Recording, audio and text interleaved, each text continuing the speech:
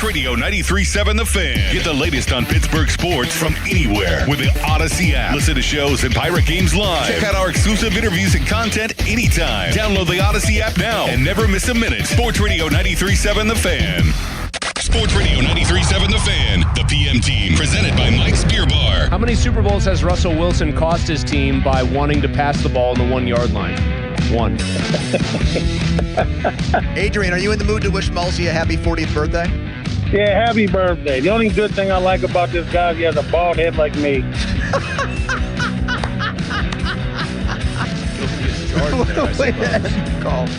The PM team at 2 p.m. Live and local, just like Mike's. Now, Fan Headlines, powered by Bowser Chevrolet. This is Sean Myers bringing you Fan Headlines. The Pirates suffered a 9-5 loss in our nation's capital Friday night against the Nationals. Mitch Keller struggled. He took the loss 6 innings. He gave up 8 hits, 5 runs, all of which were earned, and just 1 strikeout. Brian Reynolds, a bright spot offensively, 2 for 5 with a homer and a couple of RBIs, as Merlin Valdez stayed hot as well. 3 for 5 at the plate with a run batted in. Pirates and Nationals today, this morning, more specifically, 11:05, the first pitch. Braxton Ashcraft on the bump for the Buccos. Coverage on 93.7 The Fan begins at 10 o'clock with the North Shore Tavern leadoff show. Fan Headlines are powered by Bowser Chevrolet. For more of them, you can visit 937thefan.com. Now, it's time to take a look around the links. It's time for Going Low with Chris Muller. Every Saturday morning, we cover the world of golf, both locally and nationally. Going Low is powered by Bowser Chevrolet. Brought to you by Cedarbrook Golf Course, True Green, Chestnut Ridge Golf Course, Omni Bedford Springs, Moon Golf Club, Lynch Golf Club at Pine Creek, Conley Resort and Golf Club, Western Pennsylvania Golf Association, Hickory Heights Golf Club, Avalon Golf and Country Club, The Grand Resort, Shooters Golf, and Suncrest Golf and Grill. Going Low with Chris Muller is on Sports Radio 93.7 The Fan.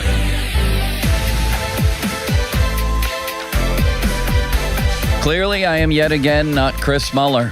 Am I thankful for that? Perhaps. Then again, Mulsey is a legend to some, isn't he, Sean? I think he's a great guy. Largely to himself, he's a legend, Yeah, I think. I would say so. No, he is a great guy. And a very good golfer, I might add. Much better than me. And much to my chagrin to have to admit that. Welcome to Going Low. Starkey here, filling in for Mulsey one more week. I believe his return week is next Saturday, and an entire nation waits. I think he's returning to his regular show on Monday, if I'm not mistaken. That's what I've heard as well. Sean Myers behind the glass. PGA professional Craig Menkins is on the hotline here today. Craig, what part of the country are you in, and when are you playing golf today? I'm in Malvern, Ohio. Excuse me, geez. I guess I didn't warm up my voice. Yeah, Malvern, Ohio. We're going to play here this morning as soon as we're done on the radio. I'm going to play Moon as soon as I'm done on the radio today, Craig, and this is where we begin. We begin with my horrible golf swing. And happy 4th, by the way, to everybody out there. I'm sure we got a lot of guys and women on their way to play golf this morning. Wouldn't you expect that? I would think so. You know, the holiday, it's one of those things. I think a lot of guys live for this, you know, to get out on a holiday. No work. Exactly. Tee sheets should be filled with people and lots of carts going around the golf course today. Yes, so welcome aboard if you're on your way to a round right now. Glad to have you on Going Low, powered by Bowser. Here's what's happening, Craig, and all I can talk about is my own fledgling golf career here, and you're the golf psychologist. We're really leaning into that by the week now. So for me, I've actually played well this week. I had a banner week at some banner courses. I played Nevillewood, I played Old Stonewall, I played Butler Country Club with a nice man named Rob Faust, and I played Laurel yesterday with a nice man named Bob Pompiani. And I played well in the last 2 rounds at Butler and Laurel. I shot a 90 and a 91, which for me is really good on those courses from the white tees. However, Bob sent me videos, and I think he was doing it to be nice because that's who he is. He's a very nice man. And then I looked at the videos, and I'm horrified at my swing, my driver swing, my elbows flying up. The club is going back over my head. So I guess I have a couple questions here for you, and I'm sure people are curious because we all look at these videos. Can we watch too many golf videos? Is there such a thing as overload? I used to go on YouTube all the time and try to learn, how to perfect my swing. And then for like 8 months, I couldn't even pick up the driver because I forgot how to use it. It didn't go anywhere. I lost it. Is there such a thing as video overload? How much does either watching other people on videos instruct me or videos of myself help me and hurt me? Yes, you're 100% right. There is video overload. I'm going to give you a tip. So the most important thing, Joe, is when you're golfing, when you address the golf ball, and that's whether it's an iron or a driver and it's facing your target, the ultimate goal is to return that club to that position at address when you're making contact with the ball to get it going as close as possible as you can towards that target. How you do so? Well, let me tell you something. Every single person that golfs, everybody's bodies are different. I mean, they have different shapes, different sizes, different heights, different weights, and everybody's got different flexibility ranges, different athletic abilities and capabilities. So you're going to end up with a million different golf swings, but there's just some key fundamentals in those golf swings that we as PGA professionals are trying to teach our students, guys like yourself, like Ed Vittenmeyer does to you, to try to retain, to make it as easy as possible for you to return that club to that same position. Now, the best thing is we can be horrified when we see our swings on camera, but you can't worry about it. If you can pick out a couple little swing flaws, like as long as you're tucking that elbow back into your side and keeping that right elbow close to your body, on the downswing as you're approaching the golf ball, Joe, then you're doing a lot of good things. Like you drove it really well. And you did have a little bit of a longer swing when I played with you at Longview, but you did a great job. I mean, 3 out of every 4 drives you hit with me at Longview, you hit them right down the middle. Now, I'm going to tell you the same thing my dad said when my dad said, I think this might have been one of the first few years I had a cell phone, and I recorded his swing. And you know what he told me? He said, Craig, I'll never make fun of anybody's golf swing ever again in my life. He sounded just like you. He was horrified to see his swing. And I laughed out loud. It was so funny. And I said, yeah, I can see that. But I said, Dad, you're doing a lot of good things too. Oh, but it can. Yeah, we can be a little bit too tough on ourselves. There's no question. Yes, and we can look at. I mean, there's 8 trillion videos out there about how to do it, and you're right. It's different for everybody. Every time I go out there, every single person I play with has a different swing, and some of the most unorthodox are some of the ones that work the best. First of all, I have zero flexibility. I can't even touch my toes. Not that that's important in golf, but it's reflective of my upper body flexibility or lack thereof as well. So half the stuff I see on video, I'm never going to be able to do anyway. I can't twist myself all the way around and bring the club back like these guys do. I can't do it. So there's somehow I have to compensate. And I guess you're right. As long as the blank, blank, blank head of the golf club gets back to where it was and gets to square, I guess, does it matter how it gets there? No, that's the beauty of the game. And see, there used to be an old saying, and I don't even know who said it, but they said, when you go to a tournament or say you're playing a monetary match, don't be afraid of the guy that has the perfect swing, the guy who plays golf swing on the first tee. Be afraid of the guy who has the unorthodox swing that keeps saying, hey, you want to play for $20? Because that guy's figured out how to repeat his swing, and he probably knows how to play golf. I have found the exact same thing. And you just mentioned something, the first tee. That's a whole different topic, but it does spring to mind here. There's nothing like playing with, especially when I know the players are good, stepping up to that first tee. And I feel like my entire my manhood, my man card, everything else is on the line on that first tee. All I want is for the ball to go somewhere. You know what I mean? What is there a name for this? First tee fear or something? First tee jitters. That's called the first tee jitters, which you should feel a little nervous at the beginning, but again, instead of worrying about hitting the ball, focus on exactly where you want that ball to go. Pick out a spot, aim small, miss small. Pick a tree out there you need to hit at. You can't get it to it, but makes a good target for you. But you're right. If you step up there and you say, I just want to get it airborne, that's not quite the goal you're looking for. You're better than that. You're better than that. I just want the ball to go in the air. I think it was the round at Old Stonewall, maybe, where I whiffed on not on a tee shot, but on an iron shot. No, it was actually an iron shot off the tee, and I whiffed. Come on. How does that happen? Why is the thinking always? Why do I do that, Craig? Why is there so much thinking in this sport, and why am I tortured by it? Time out. Was it the par 3 with the water all the way around it? Yes, right before the second par 3. Is that when they have back-to-back par 3s? Oh yeah. Wait, let me think. They do have back-to-back. It was the first of those par 3s. You were up on top of the hill. Yes, going down the hill. Right. Oh yeah, that's a tough. Number one, it's like you're in West Virginia up there on top of the hill there at Old Stonewall. It's a beautiful view, but boy, you're up there pretty high.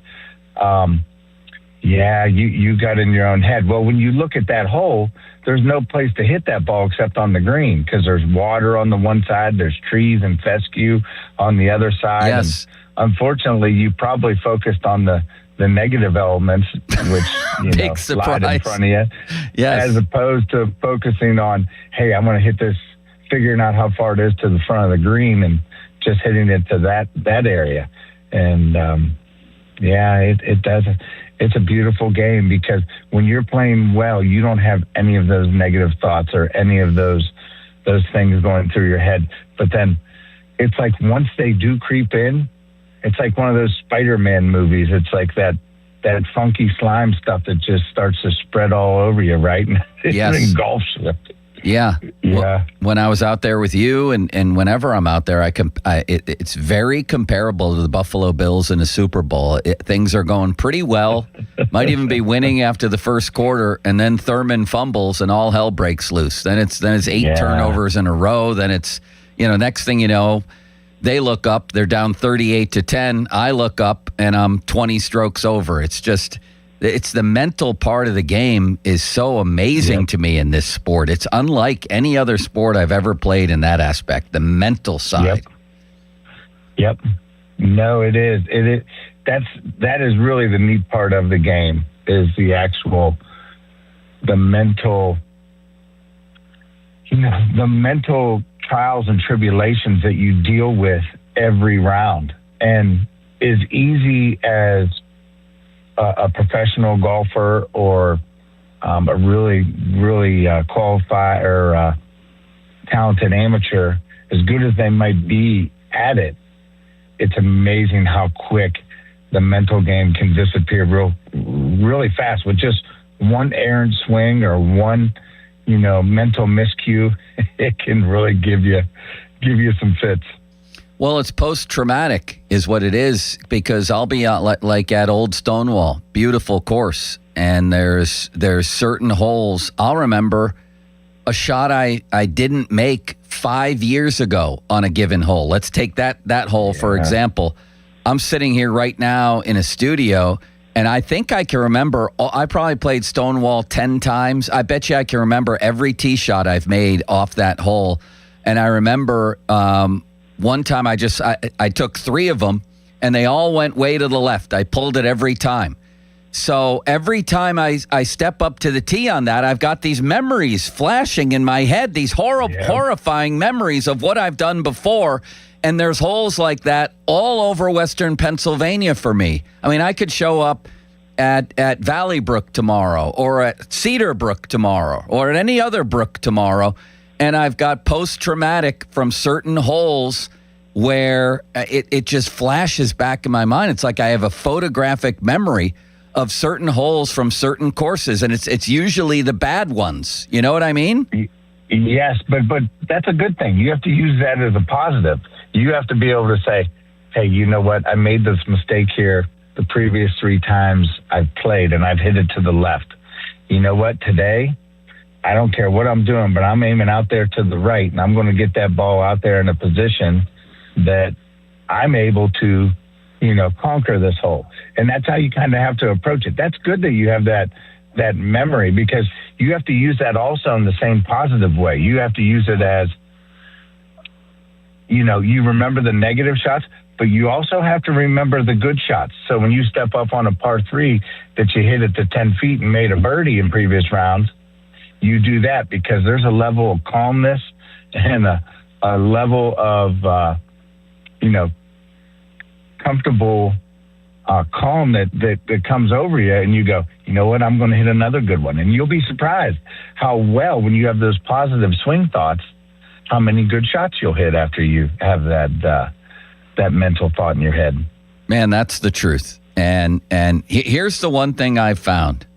I haven't played a lot of good golf, and you talked about reinforcing the positive memories. That's why we talked about our career best rounds last week on this show, and welcome to it here on Going Low. However you're listening today, maybe a lot of you are on your way to play a round. I hope so. Should be nice in the morning at least. That's why I have taped up on my refrigerator my career best 83 from Cranberry Highlands. I have the scorecard taped up there. I can do it. I'm good enough. I'm smart enough. I can do it. Remember that old Saturday Night Live guy? What was his name? Stuart Smalley? Yes. I know I can do it, Craig. And here's when I'm doing it, when I'm playing well, and I've mostly played well at Butler and yesterday at Laurel, and those are 2 really hard courses. I mostly played well. I mostly made good golf shots. My confidence was brimming. And here's the other thing that's always happening, and this, again, is just playing well for me. I know I'm not good. I have too much respect for good golfers to think I'm any good. But for me, this was good, is I'm going back to for me, the greatest adage in golf, which was let the club do the work. I'm going back with soft hands and taking a very easy swing. Not soft, but a very 1-2 easy swing, and letting the club do the work, because even 6 years into my golf career, my brain constantly wants to tell me, work harder, help the ball, swing harder. You got to help it. And the opposite is true. The opposite is true, I'm telling you, Craig. And I played yesterday with a wonderful man who is an executive with Delta Airlines. And I said, this is like being an airplane pilot, isn't it? What you intuitively think should happen when you're flying an airplane is the opposite. You think you need to help it down. No, I don't know how to explain it, but he said it's the same is true for an airplane pilot. Intuitively, it's the opposite of what you're thinking. Do you know what I mean? Yes. No, it is. Golf is. Every other sport, and you coach basketball just like, I have a basketball family. When you don't do something well, we've been trained, work harder, results will be better. In golf, it is just the opposite. You really do have to relax, You have to remember, tension breeds restriction. When you start getting tense, that restriction just creeps into your arms, moves up into your shoulders, and then you do get those funny swings that we do not want on video because we're so tense and you can't rotate and you can't hit the golf ball, nevertheless put any power into it. And, that is I love the adage, let the club do the work. Yes. You paid all that money for those clubs. Let them do what they're supposed to do. I tell people that all the time. And the funny part is, us as golf professionals, when we're teaching people like a right-handed dominant golfer, man, you grab their forearm right before they hit. And most of the time, for the average weekend warrior, the guy who's in the car right now who doesn't get to play very much, who gets to go out on Memorial Day July 4th, Labor Day. You know, they're usually 99 times out of 100 gripping that club too tight. And that is a great point that you made, that you do. You have to stay loose, and you have to do the opposite of what you think you have to do. But that's a great point for all of our listeners going out to play today. You know, take a breath, relax. And when you get on that first tee, maybe they haven't been there in a long time, but remember that golf shot that you hit that was really good. Maybe it was a few years ago, but just put that thought in your brain as opposed to being worried about out driving your coworker, you know, that's teeing it up right beside you. Just do your own thing. This whole thing can be like a horror movie, for God's sakes. You're talking about tension creeping in, bad thoughts creep in, post-traumatic memories creep in. Why am I doing this to myself? Why? Because the one time I hit the ball and it goes straight on a perfect connection, that I want to feel that again. I want to feel it again and again and again. I want Bob Pompiani to turn to me and say, "Nice shot, Joe." That's what I want out of this, Craig. That's exactly. No, you're 100% right. And you're going to laugh. So you remember positive thoughts? Longview. And this is weird because I have that same brain as you. I remember the shots. Longview, second shot. We're playing our event. I forget what the event even was, but I think it might have been the Heart Association or Cancer Society. But you hit a second shot into number one green with an iron. And you and I both hit really good ones. And you stuffed it in there and I stuffed it in there. Yes. And then when we went to number two, you made that long putt down the hill to make a long birdie. I'll never forget it. That one? I'll never forget it. Yep. Positive memories. Yeah. Those are what I need to live off today at Moon. Now, Moon, I've played so many times, an awesome course that every single hole I have just floods of memories coming in, good and bad. Hole number one, I can't drive the ball on hole number one. Why? Why can't I drive the ball? I don't know, because I never have. So I step up to the tee on number one, and it's a short hole. You could certainly drive the green. Mulsey could drive the green. I think I could on a given day. But I have all these memories flood in, and they're telling me, you've never driven this before. You're not going to drive it today. You stink. Your drive off the first tee today is going to stink. And all these thoughts, it's like a horror movie. I have all these monsters telling me how bad this is going to be. I have to get rid of them, Craig. I have to replace that with a positive memory, maybe today. Yes, I agree. And you're going to Moon today. That's going to be your goal. And correct me if I'm not wrong, but number one at Moon is straight up the hill. You got the road and stuff to the right, correct? Yeah. I've put a couple golf balls in that road, as a matter of fact. This is an easy one for you, Joe. So when you step up on that one, you have to make sure, because you tee off way down at the bottom of the hill going straight up the hill. I want you to make sure that right shoulder of yours when you tee this one up, because a lot of people feel the need to try to lift the golf ball, and you don't need to. Just lower that right shoulder a little bit more today, so that way we get you swinging up on it, and you can hit it. You can hit it right up there beside the green on the left, and you have a chance to make a birdie. I like that thought a lot. Man, do I like that thought a lot. I've been chipping well lately, Craig. Eddie Vittmeyer telling me just to bring it back like it's a putter. That's my swing thought. Yeah.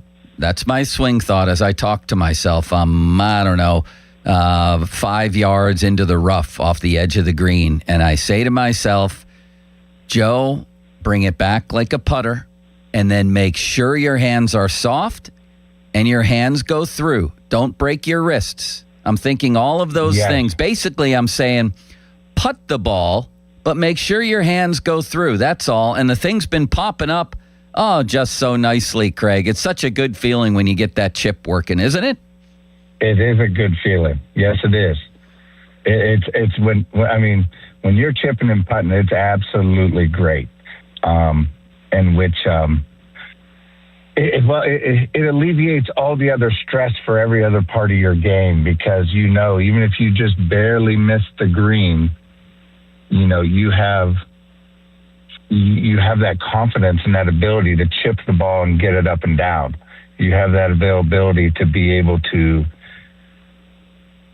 make a par without hitting the green in 2. You know that you can just chip it up there close, and you have a great chance to make that putt.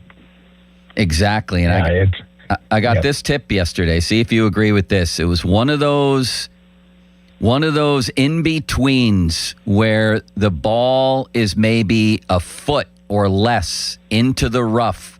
So should I putt it? Should I putt it or should I chip it? And I had 2 really good caddies were with us at Laurel, and they suggested that I putt it.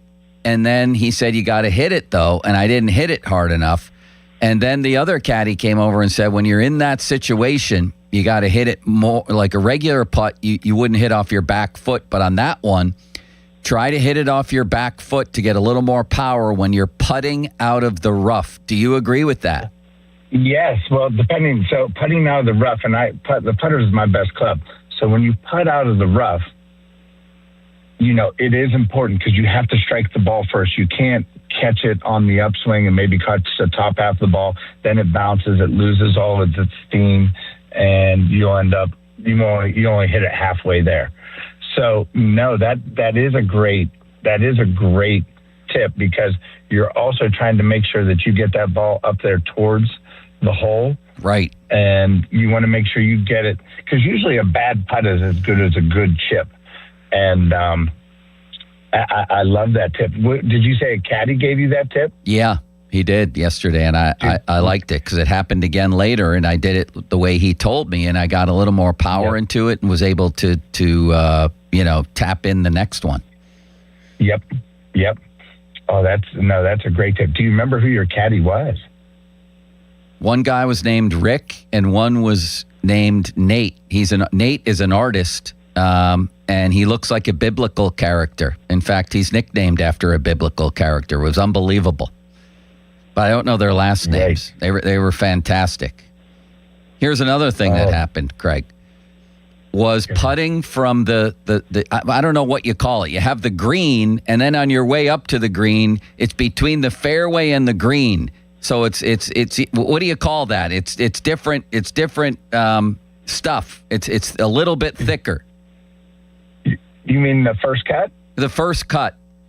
I was trying to putt out of that yesterday, and I cost myself 4 strokes. The first 2 times, I didn't putt it hard enough.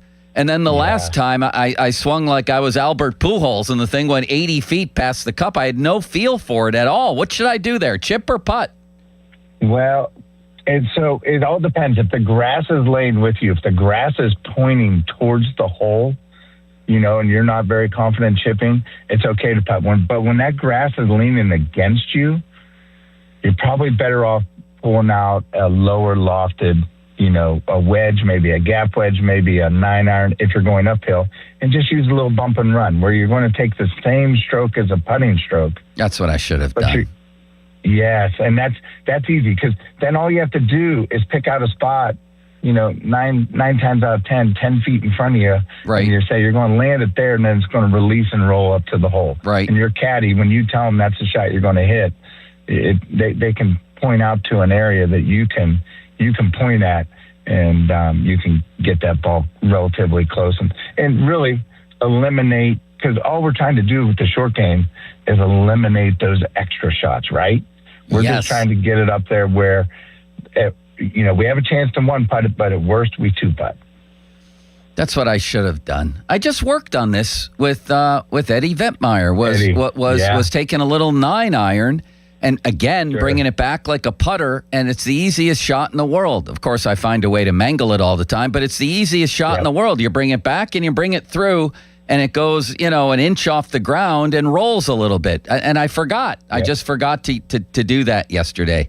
But then once I was on the green, the caddies were unbelievable. I mean, that helps. And when I try to read greens on my own, it's borderline tragic. I'll think that it's a sharp break to the left and it's a sharp break to the right. How do you read a green? When you walk up to the green, and we're talking to Craig Menkins, of course, PGA professional here on Going Low, powered by Bowser.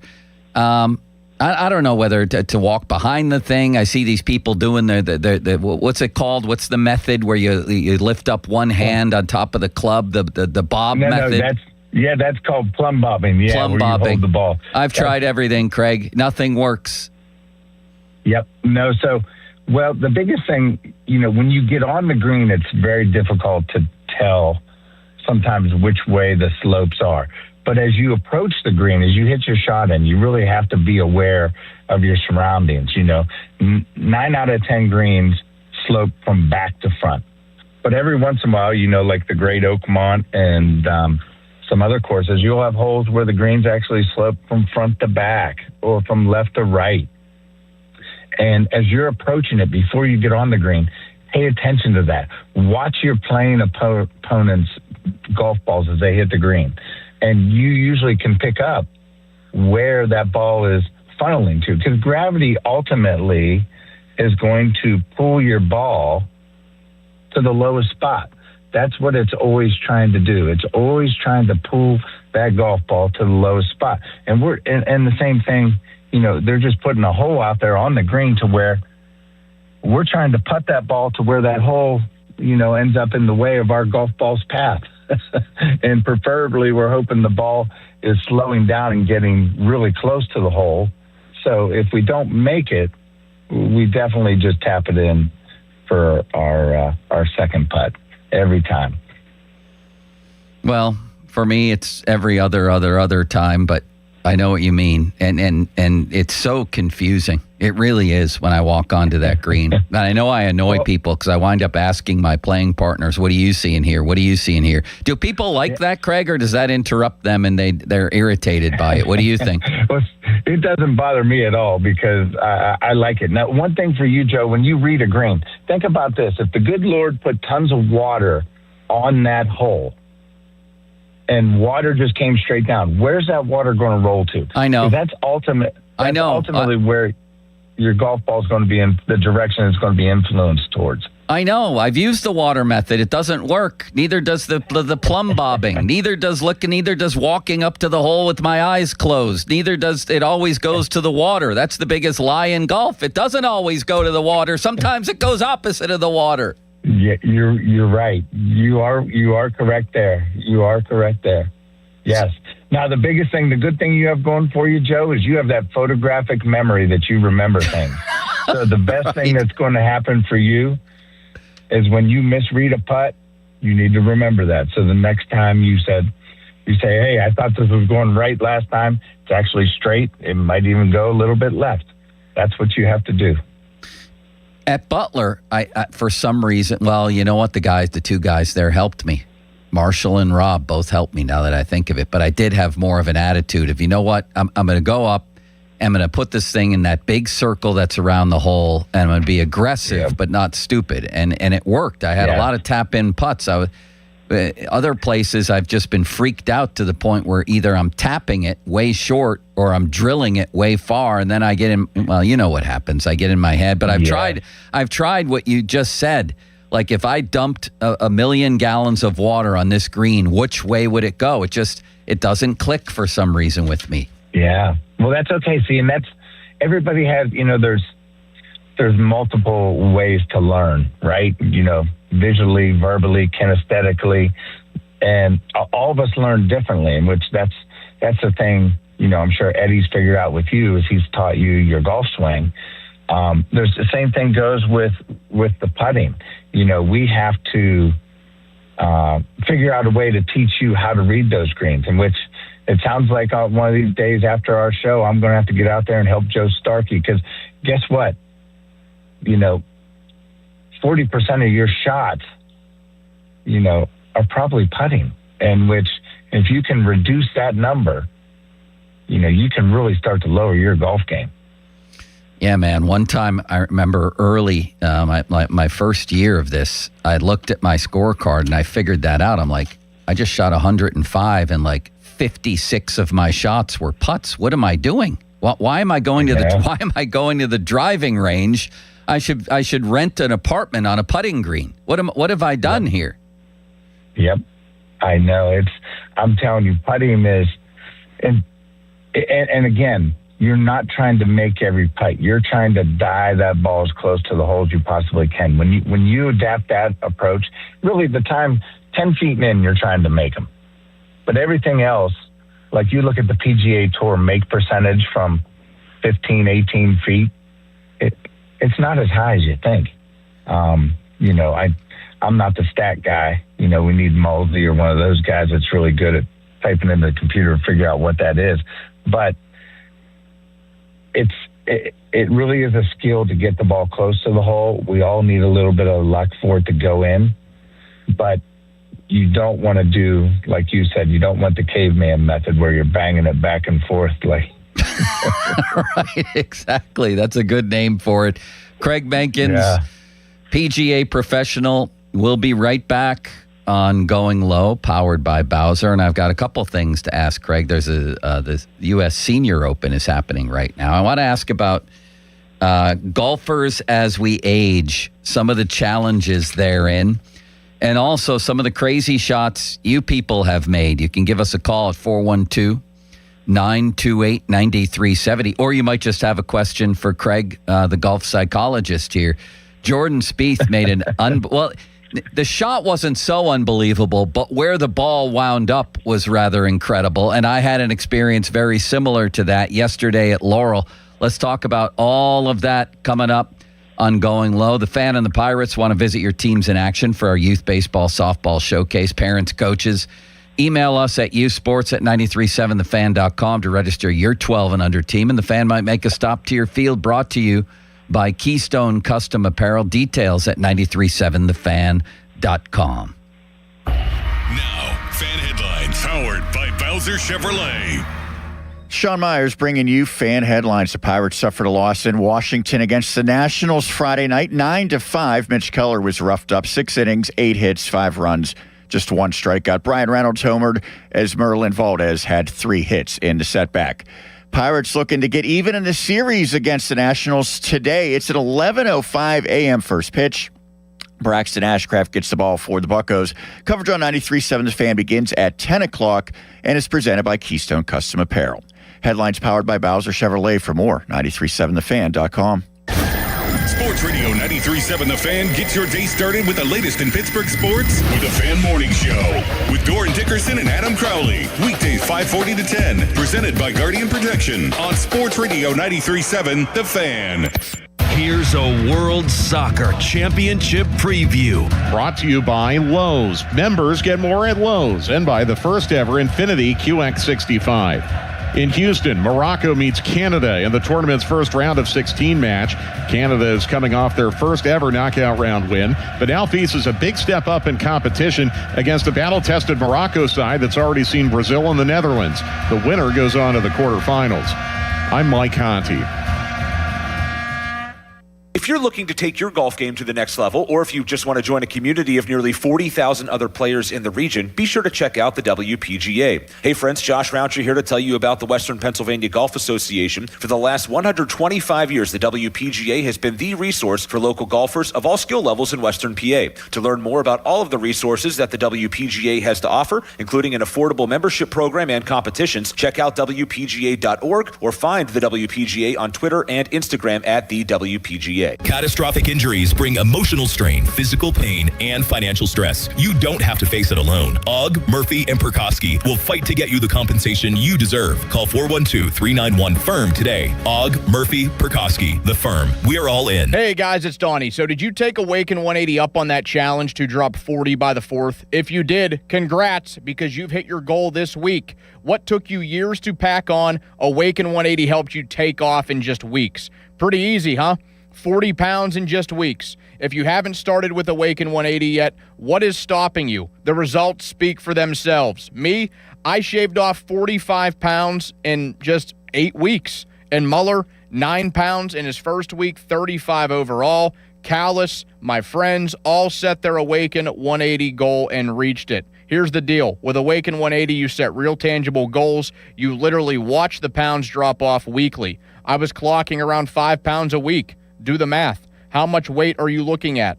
Whatever it is, bring that goal to Awaken 180 and crush it like we did. Don't wait. hit up awaken180weightloss.com or call 844-346-1800, the official weight loss program of summer. It's the 4th of July, and that means you need beer to celebrate America, and there's one place to go for all your best beer specials. That's Hampton Beer Outlet, where right now Miller Lite 24 packs are on special $19.99. Mick Ultra 24 packs $19.99. Bud Light, Coors Light 30 packs $23.99. Busch Light 30 packs $19.99. Yuengling 24 pack cans $18.99. All at Hampton Beer Outlet. Drive a little, save a lot. Route 8 in Hampton. Just 20 minutes from downtown Pittsburgh and 10 minutes from the airport, Moon Golf Course offers a beautiful 18-hole course that's perfect for players of all skill levels. Whether you're squeezing in a quick round, planning a weekend outing with friends, or hosting a golf event, Moon Golf Course delivers scenic fairways, great conditions, and a relaxing day on the links. Book your tee time today and experience one of the area's hidden gems. Visit moongolfclub.com. For adults with Crohn's disease or ulcerative colitis symptoms, every choice matters. Tremfya offers self-injection or intravenous infusion from the start. Tremfya is administered as injections under the skin or infusions through a vein every 4 weeks, followed by injections under the skin every 4 or 8 weeks. If your doctor decides that you can self-inject Tremfya, proper training is required. Tremfya is a prescription medicine used to treat adults with moderately to severely active Crohn's disease and adults with moderately to severely active ulcerative colitis. Serious allergic reactions, increased risk of infections or lower ability to fight them, and liver problems may occur. Before treatment, get checked for infections and tuberculosis. Tell your doctor if you have an infection, flu-like symptoms, or need a vaccine. Explore what's possible. Ask your doctor about Tremfya today. Call 1-800-526-7736 to learn more, or visit TremfyaRadio.com. SchultzFord.com. SchultzFord.com. SchultzFord.com. SchultzFord.com. Tired of not getting the tee time you want? Endless searching just to get one that works for you? How about planning your rounds for the whole summer? Conley Resort and Golf now has a virtual wait list. Get notified when your desired tee time is available. Booked up? Get notified even when there's a cancellation. Just visit ConleyResort.com and enter the favorite times to play. They'll notify you when it's ready to book. All from your mobile device. Just golf and relax and beat your buddies and let Conley's handle the tee time searches. Visit ConleyResort.com and get notified of your next tee time today. For over 50 years, the Jim Shorkey Auto Group has been built on trust and family values. And at Jim Shorkey Mitsubishi in the North Hills, that tradition continues with great service and great deals. We have your perfect Mitsubishi, like Green Car Journal's 4-time Family Green Car of the Year, the Mitsubishi Outlander. And with a 10-year warranty, 2 years of prepaid maintenance, and 5 years of unlimited roadside coverage, you'll drive with Mitsubishi confidence. Your deal. Your way. What a great day. At Jim Shorkey Mitsubishi in the North Hills. Call 412-453-8035 for warranty, maintenance, and roadside assistance details. Are you raising the child of a loved one? You're not alone. Like many others, you've stepped up to raise the child of a friend or family member, allowing them to live, grow, and thrive among people they know. While fulfilling, it can also be challenging. But there is support. PA Kin Connector helps kinship caregivers just like you by providing connections to resources, services, training, and support groups. Don't navigate the journey alone. Paid for with Pennsylvania taxpayer dollars. Homeowners, if your home needs a new roof, call a Platinum Preferred Roofing Contractor. Owens Corning only selects the best 1% of all its dealers, and JP Roofing and Signing has earned that honor. They've accomplished this through hard work and customer satisfaction and offer the best warranty in the business. Homeowners receive $500 off any roof or siding installation. Ask about 100% financing, no payments for 18 months, and free estimates. All that, JP Roofing and Siding. Give them a call at 412-829-7711. That's 829-7711. Do you owe $10,000 or more to the IRS like Mark? I've been doing home remodeling for 30 plus years, but the economy crashed. I wound up losing my home, losing my job, and on top of that, owing the IRS a ton of money. I owed the IRS $114,000. It really, truly was the worst part of my life. Then Mark found Tax Relief Advocates. On news radio, I heard about TRA, And I thought, what's the worst that could happen? So I picked up the phone and I called him. When it was all said and done, TRA settled my $114,000 debt for $100. And I'm telling you, I was ecstatic. Could not believe it. Would recommend TRA to anyone. If you owe 10 or even hundreds of thousands of dollars to the IRS, don't lose hope. Do what Mark did and call TRA for a consultation. But TRA did. They gave me a second chance, and I'm forever grateful. Visit TRA.com or call 800-491-9914. 800-491-9914. That's 800-491-9914. Live from the ShorkeyMitsubishi.com studios, North Huntington and North Hills. 93.7 The Fan is cleared by AQuickDrain.com. Okay, golfers, we're here to talk about golf. Helping you with your golf game. This is Going Low, powered by Bowser Chevrolet on Sports Radio 93.7 The Fan. Welcome back to Going Low. Starkey in for Muller. Craig Menkins, PGA professional, on the phone line, the Sullivan Super Service fan hotline. He's in Malvern, Ohio, or at least that's where he's going to play today. Craig, let's talk about crazy shots we've seen or made, or crazy places where the ball wound up. I saw where Jordan Spieth just the other day took a shot that landed under a trash can. Did you see that one? I did not see that one. Yeah, it landed under your typical big green trash can. So he went over there. They pulled the trash can off the ball. He made an unbelievable shot within, a couple feet of the hole from more than 100 yards. I know that. And birdied the hole. But the real point was under a trash can. Yesterday at Laurel, I took a drive, and I didn't even know there was a creek in front of me, maybe 180 yards down to the right. It was a horrible drive. And it went... The creek went under, there's a little opening, a little hole with an opening, like a bridge almost. It somehow went under that. So I had to fish it out from under this cement thing that covered the creek. It was unbelievable that it wound up there. Of course, I lost a shot. He didn't. Where's the strangest places you've found your golf ball? Oh, wow. Here's a good one. So my first round in 1998 at Division II Nationals. Now, I played at IUP, so we had a big logo, the old IUP logo, the big I, the big U, and the big P, crimson and gray. And I'm playing unbelievable. I'm 2 under par, and on hole number 6 at Howey in the Hills, Florida. And I know this doesn't seem right for Florida, but there's a hill, which... That's basically, there was one hill, and all the Florida guys hated it because they actually had to walk up it. And us guys from Pennsylvania or any of the mountainous states, we laughed because, it was the easiest golf course to walk. But anyways, I hit my tee shot, and I pushed it to the right, and we're looking for it. And don't you know, we found it. It was 30 feet up in the tree. Now, these tree branches in Florida, they're not like Pennsylvania, where there's tons of them. But the only reason we were able to identify it, Joe, is it had the big IUP logo. And I was like, that's my ball. I know that's my ball. And it was funny. Now, I had to take an unplayable lie and draw the point straight down. I had, a USGA official with me, and I thought that's what we did, but I didn't know. It's kind of funny. And then I've had that happen to other people, and I said, hey, I know how you take relief from that. It's a one-stroke penalty. You draw that point straight down, and you got 2 club lengths no closer to the hole from there, and off we go.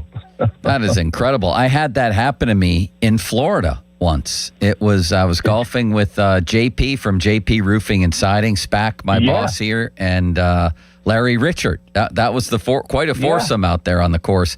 And my ball wound up impacted in a tree. I'm like, it's bad enough I hit the tree. It has to stay in the tree? Are you kidding me here? It was embedded in the actual tree? Yes, it was like a little open. I think it may have been a palm tree, a little opening, and it just cracked right in there. It was ridiculous is what it was. No.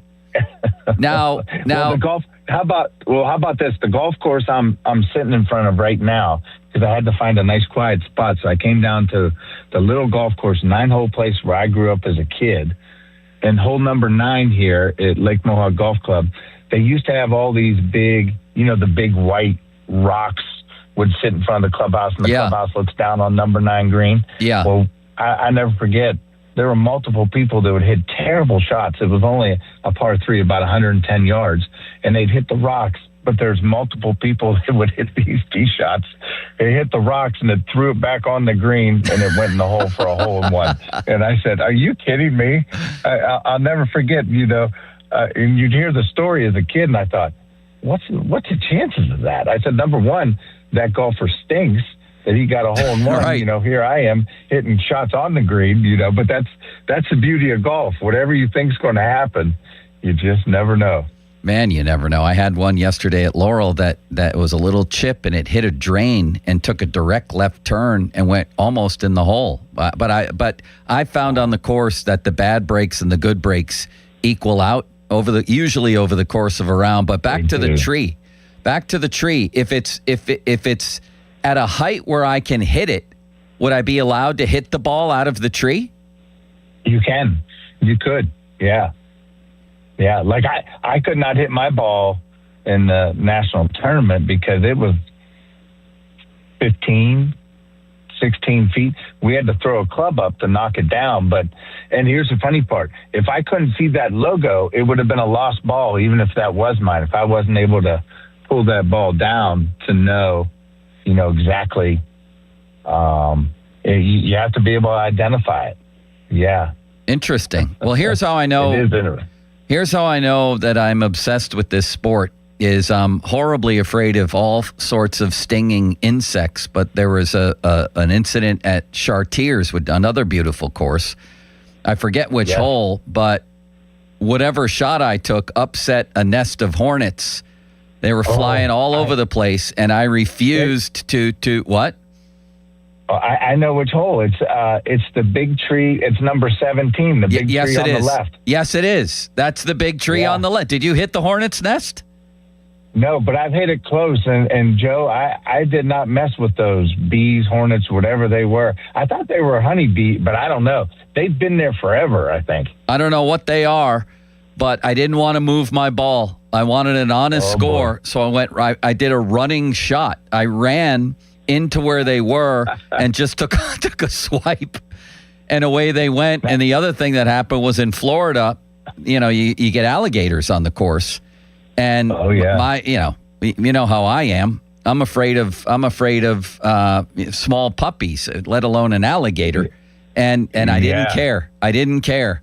All I cared about was my shot. So I went within probably 20 to 30 feet of a resting alligator and took my shot. I didn't stay for long, I can tell you that. But I went in there, took a quick shot, and left. That's how I know the levels to which my obsession has reached. Wow, that's awesome. Well, now here's the funny part. The rules of golf allows relief for venomous animals, dangerous types animals. You do not have to jeopardize your own health to hit that golf shot, and you can get relief free of penalty, Joe. So I just want to let you know that you could have taken that ball to a safe distance, so you don't have to mess with the alligator, because I've read some articles here where some people have been pulled in the water. We don't want that to happen to you, Joe. So God. I'm going to ask that you can invoke that rule next time you're playing, Joe. All right. When you say relief, that could potentially be then maybe 30 yards away toward the hole? No. As long as it's no closer to the hole. Okay. Probably whatever is reasonable for the type of animal that you've decided to encounter in Florida. Very good. Craig, we've reached the end of the show. Next week, we're going to get to the challenges for aging golfers. I really want to hit that. Oh, no, Mulsey's back next week. What the hell am I talking about? We'll get that next time that we're together. The golf psychologist, Craig Menkins, PGA Tour professional. Enjoy your round at Malvern. This has been a lot of fun these past few weeks. It's been great. You enjoy yourself at Moon. I want you to send me a text. I want to know today. You send it. I want to know how that tee shot goes at number 1. You send me a pic, because I was just out there with Mulsey not long ago, and he did the 9-hole challenge from the red tees. He was trying to break par. Ooh. So send me a pic. I want to see where it goes. Sounds good, Craig. Happy 4th. You too, Joe. See you, buddy. That's Craig Menkins, our resident golf psychologist. Fan weather brought to you by Secure Money Advisors. Looking to retire soon? Let Secure Money Advisors get your retirement on track. Very hot today, but thunderstorms possible this afternoon with a high of Rick Tocchet, 92.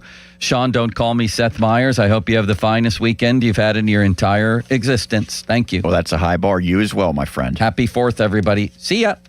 Now, fan headlines powered by Bowser Chevrolet. This is Sean Myers bringing you fan headlines. The Pirates suffered a loss last night in Washington against the Nationals, 9-5. The final score. Mitch Keller suffered that setback. 6 innings of work, 8 hits, 5 runs, and 1 strikeout. Brian Reynolds did homer in the loss. Pirates Nationals this morning, 11:05, the first pitch.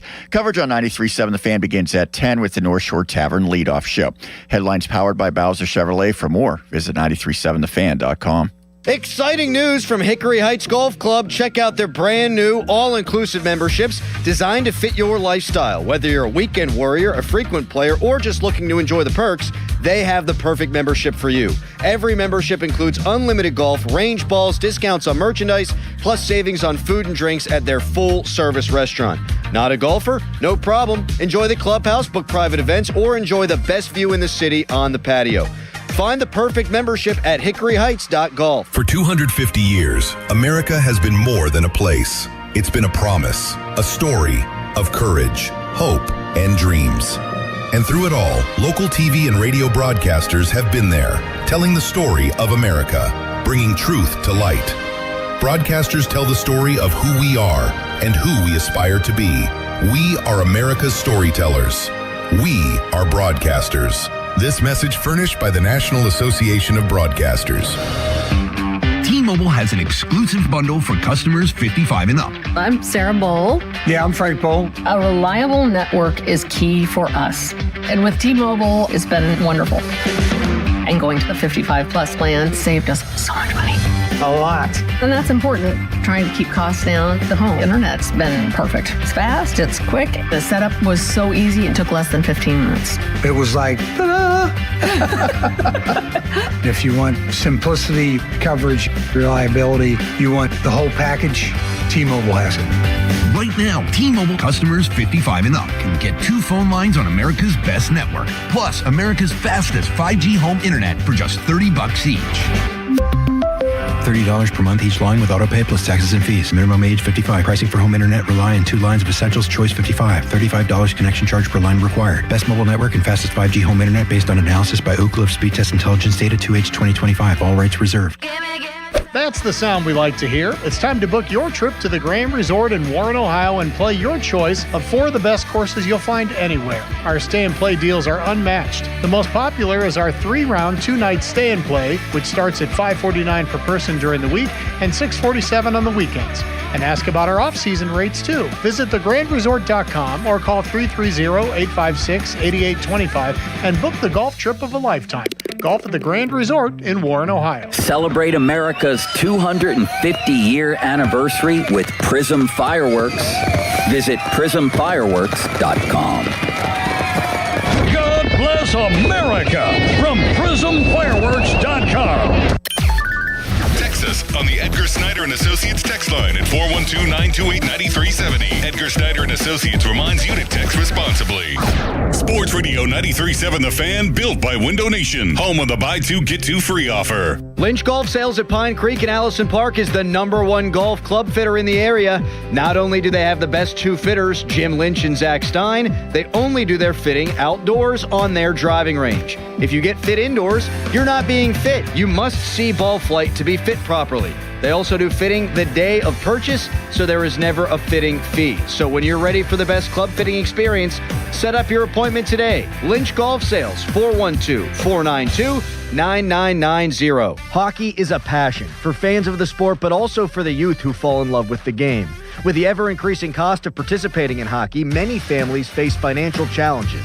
The Assisted Goals Foundation was founded to remove financial barriers and to create lasting growth in the sport for current and future players of all backgrounds and communities. Help the Assisted Goals Foundation make the game of hockey available and accessible to anyone, anywhere, at any time. You too can provide an assist. Donate today at assistedgoals.org. If you're looking for a fun round and a new spot in your rotation without spending all day on the course, Suncrest Golf and Grill is the place to play. North of Pittsburgh and just minutes from downtown Butler, Suncrest offers a fun, challenging course that's perfect for after-work rounds, weekend games with the guys, or settling a few bragging rights. When the round is over, stick around for cold drinks and the perfect place to relive every shot. Want to play 36? Don't forget our sister course, Conley Resort and Golf, and make your weekend complete. SuncrestGolf.com. Grab your buddies. Book a tee time today. Life-changing is happening every day at UPMC. With the work that we do here at UPMC and Environmental Services, we are here to make everyone's work possible. With cleaning an operating room and keeping it sterile, it's not just one person, it's 5, 6 of us coming into the room. Being part of the environmental services that keeps the hospital clean and up and running is a beautiful thing. That's life-changing medicine at UPMC. I've always wanted to learn French, but the app I tried didn't help. If you want to memorize words in another language, there's an app for that. But if you want to really learn another language, there's Babbel. Babbel was designed by over 200 language learning experts to be the most effective way to learn another language. With other language learning apps, I was just playing games. I wasn't really learning. Babbel's different. Every time I open the app, I can choose to work on my writing, speaking, or listening. And it saves my mistakes for me to review, so I'm constantly improving. Babbel feels like it was created intentionally by people who really know what you need to learn another language. Before Babbel, I thought I just wasn't good with languages. But now I'm speaking French. Tout ça, c'est grâce à Babbel. Want to really learn another language? Save up to 50% on your Babbel subscription when you sign up at Babbel.com. That's Babbel.com to save up to 50%. Babbel.com. Your hometown building partner since 1956. 84 Lumber. Visit 84lumber.com. And the match is about to begin. Most of the team is out with COVID-19, so there'll be some substitutes tonight. What's this? We have an unexpected guest on the field. It's a dog. Well, they could do with extra players. She's going for the ball. Are front paws hands or feet? Soccer season is full of surprises, and COVID-19 could be one of them. If you test positive, prescription medications may help. Ask your doctor if they're right for you. Learn more at PfizerForAll.com. Sponsored by Pfizer. Jake from State Farm. I just beat my running PR, so I'm celebrating with the Banana Bonanza smoothie. Hey, and you can keep celebrating when you create an affordable price just for you by bundling your home and auto with the State Farm Personal Price Plan. Go bananas. I will. Hey, make it a large. Bundling, just another way to save with the Personal Price Plan. Like a good neighbor, State Farm is there. Prices are based on rating plans that vary by state. Coverage options are selected by the customer. Availability, amount of discounts and savings, and eligibility vary by state. HD1 Pittsburgh, an Odyssey sports station. Live from the Jim Shorkey Mitsubishi.com studios, North Huntington and North Hills. Always live and free on the Odyssey app.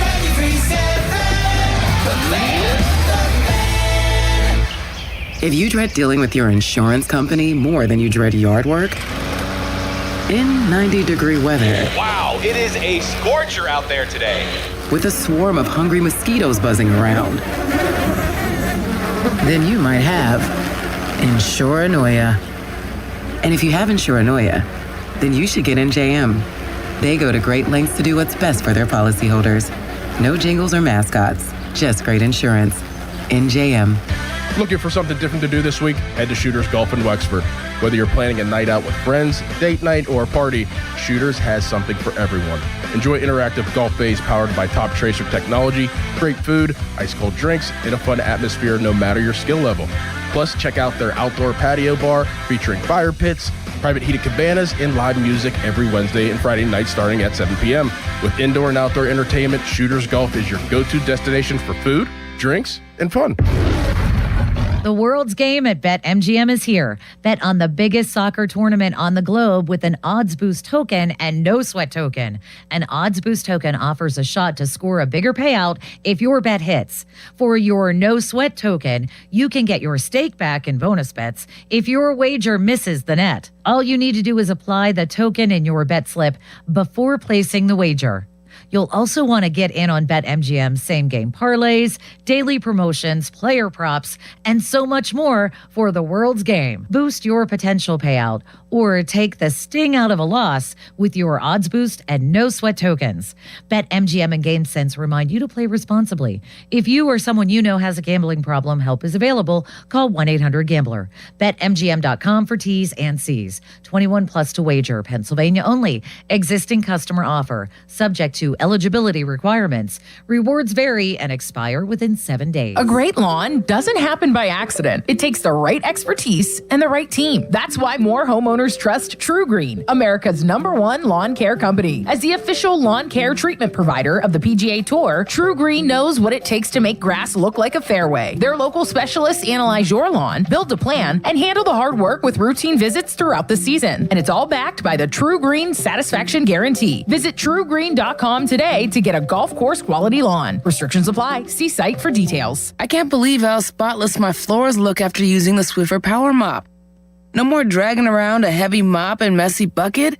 Now I get the same deep clean without all the work. Thanks to the powerful solution and scrubbing pad of the Swiffer Power Mop, dirt and grime don't stand a chance, and I don't break a sweat. Mic drop. I mean, mop drop. Swiffer Power Mop. Swiffer Power Mop. A smarter way to mop. Try it or your money back. Sports Radio 93.7 The Fan. Get out, ball. Get out, ball. Get out, ball. Bet365 presents Odyssey Sports Midsummer Baseball Showcase Special from Philadelphia. Monday, June 13th from 7 p.m. to 9 p.m. Bet365, where winning is everything. Download the Bet365 app and lock in your picks before the game begins. Must be 21 or over. Gambling problem? Call 1-800-GAMBLER. Available in select states only. The Odyssey Sports Midsummer Baseball Showcase Special from Philadelphia on Sports Radio 93.7 The Fan. Sports Radio 93.7 The Fan. Get the latest on Pittsburgh sports from anywhere with the Odyssey app. Listen to shows and Pirate Games live. Check out our exclusive interviews and content anytime. Download the Odyssey app now and never miss a minute. Sports Radio 93.7 The Fan. Sports Radio 93.7 The Fan. Moni and Muller think they know football until they talk to Aditi Kikawala every Wednesday at 4:15. You see Aditi each week reporting on the sidelines. Tune in as she tells us what she saw and talks about everything going on across the league. Aditi is brought to you by 2 Minute and Junk Truck, Tri-State Office Equipment, Hampton Beer Outlet, Coons Quality Foods, and Joe Ball GMC.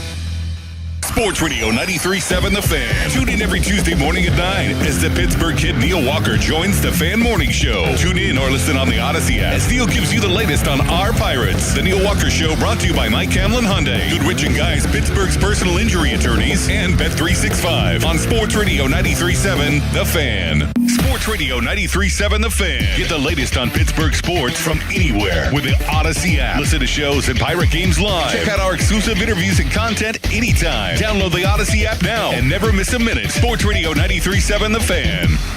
Sports Radio 93.7 The Fan. Get out, ball. Get out, ball. Get out, ball. Bet365 presents Odyssey Sports Midsummer Baseball Showcase Special from Philadelphia. Monday, June 13th from 7 p.m. to 9 p.m. Bet365, where winning is everything. Download the Bet365 app and lock in your picks before the game begins. Must be 21 or over. Gambling problem? Call 1-800-GAMBLER. Available in select states only. The Odyssey Sports Midsummer Baseball Showcase Special from Philadelphia on Sports Radio 93.7 The Fan. Now, Fan Headlines, powered by Bowser Chevrolet. This is Sean Myers bringing you Fan Headlines. The Pirates lost in Washington 9-5 against the Nationals on Friday. Mitch Keller suffered that setback. 6 innings, 8 hits, 5 runs, just 1 strikeout. Brian Reynolds 2 for 5 with a homer and a couple of RBIs, as Merlin Valdez also had 3 hits and a run batted in. Pirates and Nationals in an early one, 11:05 a.m. Braxton Ashcraft gets the ball for the Buccos. Zach Littell pitches for the Nats. Coverage on 93.7 The Fan begins at 10 with the North Shore Tavern leadoff show. Headlines powered by Bowser Chevrolet. For more headlines, 93.7thefan.com. We talk about the game, and that's all we talk about. It's time for the Panthers Insider Show. The Panthers Insider Show with former Pitt quarterback Pat Bostic is brought to you by Voss TV and Appliances. And it says live, Joe Ball GMC and PGT Trucking. The Panthers Insider Show is on Sports Radio 93.7 The Fan. Happy Independence Day. Happy 4th of July. Happy 250th anniversary to our great country. And then happy birthday to my brother. Adam Bostic turns 35 today, which is hard to believe. He's out on the other side of the state. He's actually at the beach, I think, down in North Carolina right now with his family, his 2 young girls, his wife, Maura. You know, Sean, July 4th is a great day to have a birthday. Christmas probably takes the cake, though, right? I mean, in terms of if you had a holiday be your birthday, I would say Christmas probably takes the cake. Or do you see it the other way? Do you rather not have it on Christmas because you don't get double presents? Yeah, no, I would like to. So I have a November birthday, and that's enough separation. It's early November from Christmas, but I feel like if you're probably in December birthday, it's tough because you're getting all your gifts. I would say it's like if you're doing a fantasy football draft and you have the last pick of one round and the first pick of the next round. Yeah.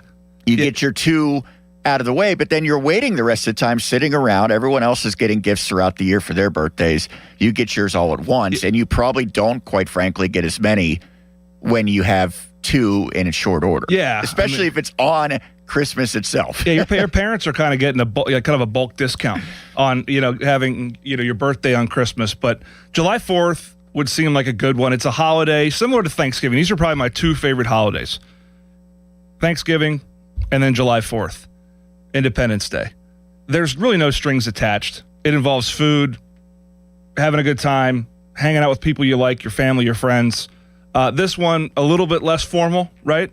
I'm not sure everyone's got plans today. They're getting ready to brave the heat. Hopefully the thunderstorms stay away. Seems like it's going to be the last day of the oppressive, hot, humid, and sticky weather. But I love July 4th. And curious what folks are doing today. 412-928-9370. What you're up to, what your plans are this July 4th. We're 63 days from the start of Pitt football season. We'll get into some football talk for sure. But today's going to be a bit of a hodgepodge. And I got youth baseball tournaments dominating my schedule. My wife's running to a ball field right now in South Fayette. And we got a busy weekend planned with that. We're going to have a little cookout today, watch some fireworks, I'm sure. I saw some driving back from the ball field last night. But, in terms of birthdays, to have fireworks on your birthday and not have to even pay for them is a pretty good deal. World Cup is rolling right now. Do you watch that Argentina game last night? Are you into this, Sean? I am not. You're not into it? No, I broadcast soccer, and I know people are going to get mad at me for this. It is my least favorite sport to broadcast. I don't go out of my way to watch soccer whatsoever. Really? Mm-hmm. Yeah, is it just the pace of the game? Yeah, that's part of it. I never really played soccer growing up, so maybe I don't have a true appreciation for it. But yeah, to me, the lack of offense, and it's just not entertaining to me. What's your favorite sport to broadcast? Basketball. Yeah. And that is one where there's pace, there's always something happening. Yeah, there's I've never called a hoops game, but it's happening. Generally you have a very good vantage point unless you're a camera. That's the other thing. I don't have good eyes, which is not great for a broadcaster. So sometimes I've done football at Acrisure for the WPAL championships, and I have to call the game off the monitor. Yeah, you do. At least you have the monitor nowadays for the replay and so forth, so you're validating what you see. But yeah, basketball, unless you go to Cameron Indoor Stadium where they put you up in the perch, you're generally courtside. And occasionally conference championships, you might be a little bit removed. But soccer, volleyball would be another one that I think would be a lot of fun. I don't admit to know every nuance of volleyball. I like volleyball. Volleyball is a sport that's growing in spades around this region. Obviously, I think Pitt's been a really big part of that.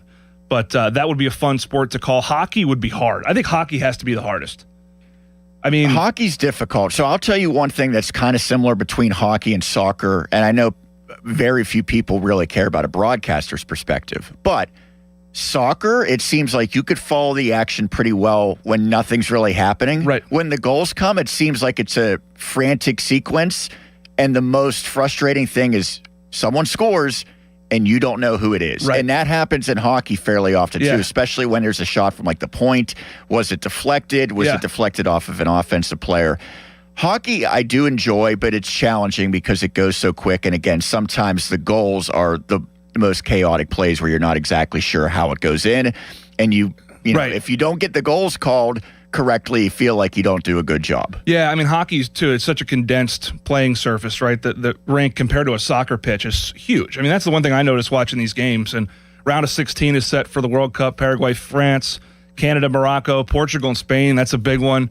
USA will play Belgium on July 6th. That's an 8 o'clock start. Brazil, Norway, Mexico, England, Argentina, Egypt, Switzerland, Colombia. And we'll march our way to a World Cup final here later this month as we drudge through July. And it's July 4th. There's an interesting list put out this week that I want to dive into when we start the next segment. And it involves, I think everyone's thinking anniversaries, the best player in college football at every number. And ESPN put this list out, and there are a few Pitt guys on there, so this is right up our alley. And we'll go through who got picked and maybe who was left on the cutting room floor. And we want to hear from you, 412-928-9370. And Jim from Jefferson's ringing in, and we always want to hear from Jim. We'll pipe him through in 1 minute here.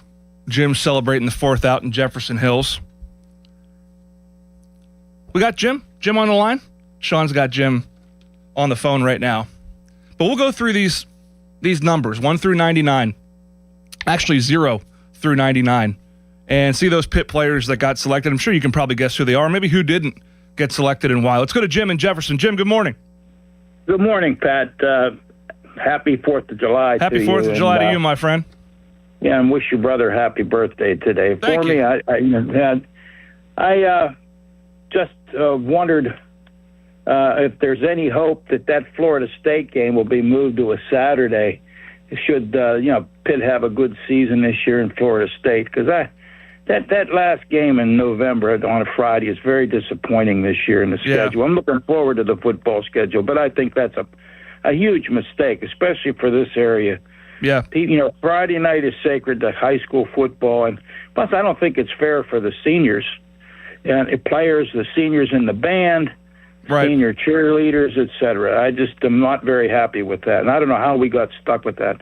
We've got 3 weekday games this year on our schedule. Is there any other ACC teams that have 3 weekday games? Not off the top of my head. I know the conference, and Jim, I really appreciate the call and wish you a happy 4th of July, and hopefully you stay cool out there in Jefferson Hills today and enjoy the fireworks and so forth. But, the ACC and many conferences, college football is looking to move midweek, and it's all about TV ratings. It's all about television revenue. So I don't know off the top of my head whether or not there are other teams that have 3 midweek games, but most, if not all, ACC teams have a minimum of 1 midweek game. Pitt obviously has a Thursday night tilt with Syracuse, 2 Friday night games against Virginia Tech on the road, and then Florida State at home. That week, the saving grace for November 13th, and that being the final home game for the Panthers, they'll head to Louisville and then Cal after that.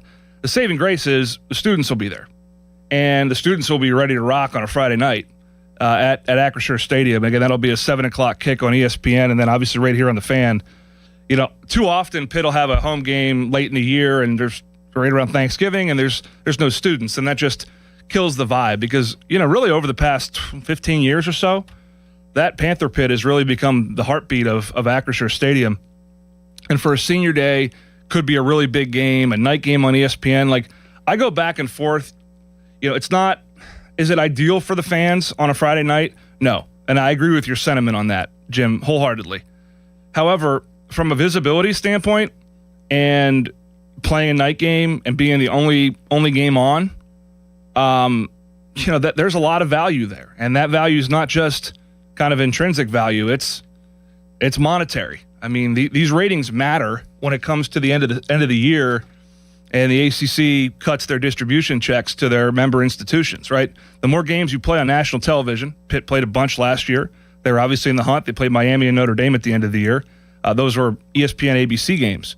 The more games you play on national primetime television, the better off you're going to be financially at the end of the year. So I don't see that game being moved, particularly we already have a time and a slot.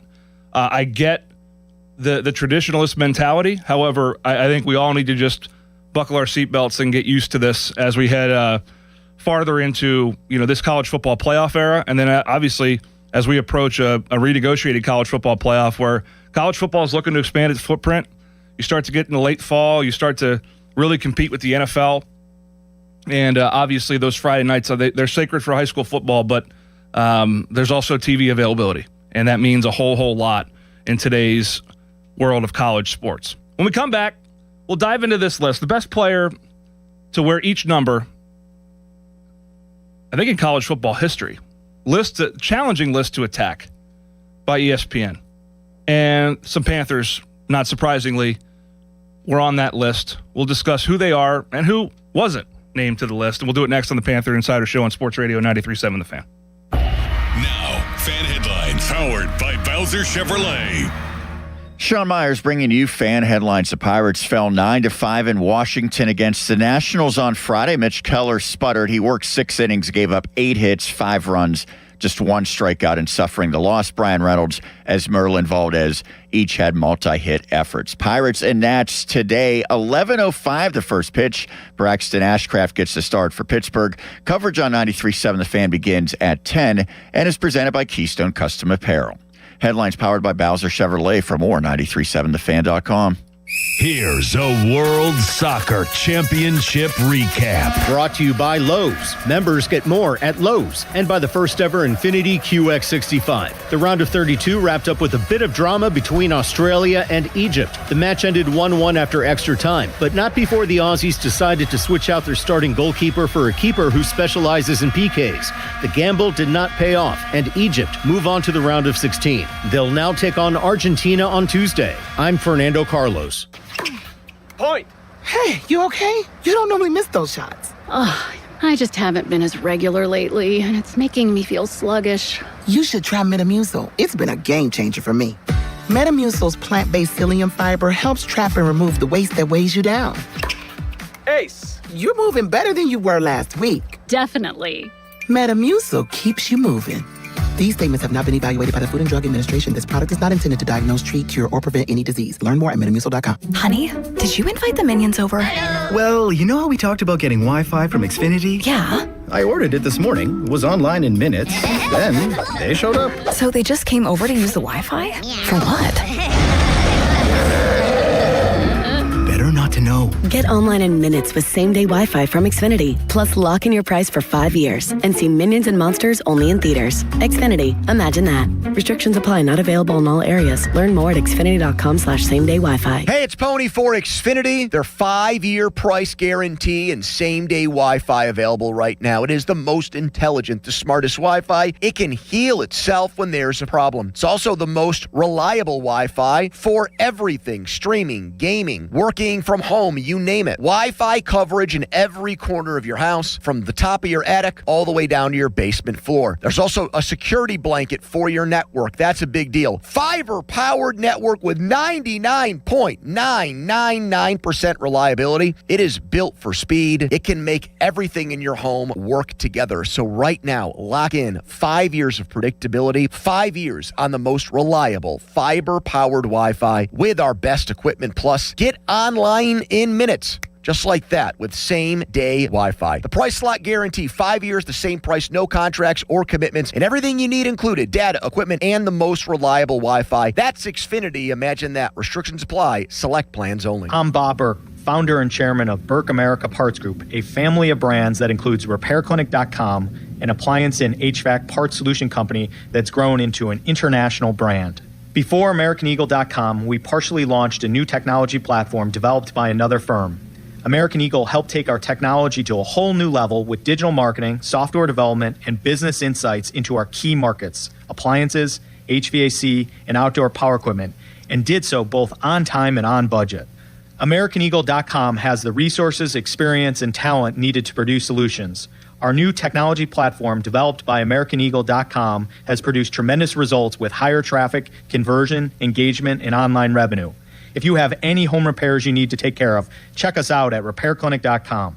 If you need a world-class website or technology project, then I would highly recommend AmericanEagle.com. Call AmericanEagle.com at 773-NETWORK. That's AmericanEagle.com, 773-NETWORK. SchultzFord.com, SchultzFord.com, SchultzFord.com, Schultz Ford. CarCareExpress.com. Why wait weeks or even months to service your vehicle? Introducing Car Care Express at Mike Hamlin Hyundai in Greensburg. Servicing almost every make and model. No appointment necessary. Come in today. Is your check engine light on? Come in today. Oil changes, brake and tire service, filters, fans, belts, fluids, you name it. Our technicians are ready to service your vehicle today. Plus, new Hyundai owners receive complimentary maintenance. No appointment necessary. No phone call needed. Service your vehicle today with Car Care Express at Mike Hamlin Hyundai in Greensburg. Our veterans and their families make great sacrifices to protect our nation.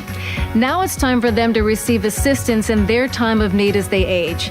If you are a veteran or the spouse of a veteran, contact Julian Gray Associates to speak with one of their VA-accredited attorneys to find out how you can receive compensation for the costs of care you are receiving in your home or a long-term care facility. Visit grayelderlaw.com.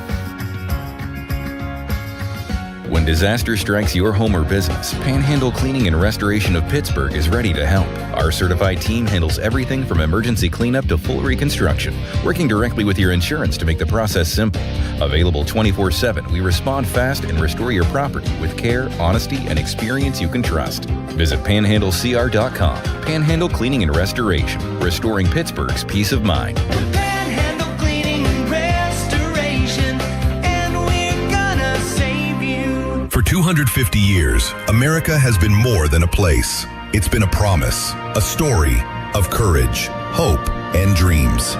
And through it all, local TV and radio broadcasters have been there, telling the story of America, bringing truth to light. Broadcasters tell the story of who we are and who we aspire to be. We are America's storytellers. We are broadcasters. This message furnished by the National Association of Broadcasters. The PA Turnpike takes you so many places to explore, from historical sites and stadiums to family picnics and local parks. Now, thanks to the PA Turnpike's open road tolling, trips are easier than ever. It eliminates the stop and go of traditional tolling. It increases safety and reduces environmental impact. Plus, have even more confidence that you'll arrive on time. Be driven to explore. Visit paturnpike.com/ORT. Live from the ShoreKeyMitsubishi.com studios, North Huntington and North Hills. Let's return to the Panthers Insider Show with former Pitt quarterback Pat Bostic on Sports Radio 93.7 The Fan. Welcome back to the Panther Insider Show. Happy 250th, America. July 4th, Independence Day. Wishing you guys all a happy, safe, and healthy holiday weekend with your family, whatever you may be doing. Want to hear from you, 412-928-9370. Phone lines are open topics. It's a holiday weekend. Today's going to be a loose show. No agenda. We'll dive into a meaty topic here, though. I came across this earlier in the week, and these lists where you're ranking the greatest of, the best at, and so forth are very challenging. But when they apply to, our Pitt ecosystem here, and Pitt football in particular, I tend to take a look, take it with a grain of salt, but to rank the best player to wear each number in college football history. And this was an undertaking that ESPN charged a host of panelists with, David Hale being one of them, who we know well, covers the ACC. I found this very interesting. We're going to jump into it real quick and buzz through it. And we'll talk about maybe who got left off from a Pitt perspective. And just generally, right? Some of the players you kind of forget about over the course of time and how good they were, man. I mean, some of their accolades, they're listed here. The first one's number 0. And Sean, I found this one interesting because I can't recall anyone really wearing number 0 until maybe the last 5 or 10 years. So I could be wrong about this. I don't think they were allowed to wear 0 until, I was going to say, like maybe around 2019, 2020. Yeah, I remember Johnny Patrician wore it for Pitt. Obviously, Desmond Reed wore it. So Xavier Watts is listed as the best number 0 of all time. But that's obviously an interesting... There's a caveat because there's only 5 or 7 years, I guess, now of history there. Obviously won the Nagurski Trophy, unanimous All-American, and so forth. He had 7 picks in 2023, now in the NFL. Ollie Gordon, Jordan Tyson, Arizona, Anthony Hill, Texas, like those were with competition at that position. Contrast that with Larry Fitzgerald's I think the clear best player to ever wear number 1. But contrast that with this list of competition. Kyler Murray, Jamar Chase, Anthony Carter from Ohio State. Like that's a bona fide group right there. Kyler Murray, obviously a Heisman Trophy winner. Jamar Chase, one of the best receivers in the country. Him and Justin Jefferson, maybe no better pair of receivers in college football history. But Fitzgerald, this one just is crazy. Caught at least 1 touchdown pass in 18 straight games. I mean, that is heady stuff right there. Deion Sanders, number 2. Tried to throw a nugget in there for Doran Dickerson, our guy, but I think Deion takes the cake. I think Doran will be okay with that. Carson Palmer, number 3. Carson Palmer at USC. That was that run of Palmer and then Leinart, and they had all those quarterbacks. And Mark Sanchez. Joe Montana wore number 3. Keyshawn Johnson wore number 3. Deshaun Watson, number 4. Darren McFadden, number 5. LaDainian Thomas and Reggie Bush. Darren McFadden takes the cake. Reggie Bush gets left off the list. Christian McCaffrey wore number 5. Baker Mayfield, number 6. Bettis wore number 6 at Notre Dame. Michael Vick, number 7, no question. He beats out John Elway.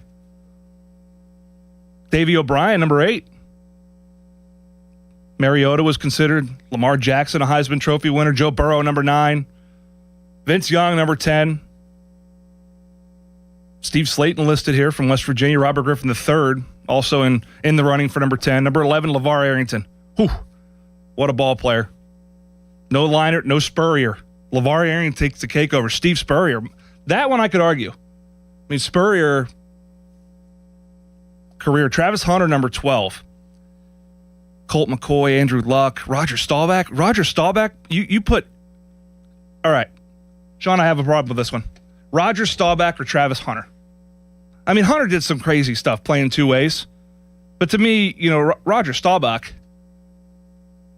and I guess we're just looking at college careers, but to me, this is some recency bias on this one. Dan Marino, not number 13, Caleb Williams. Caleb Williams is the best number 13, according to ESPN. Ty Detmer, 14.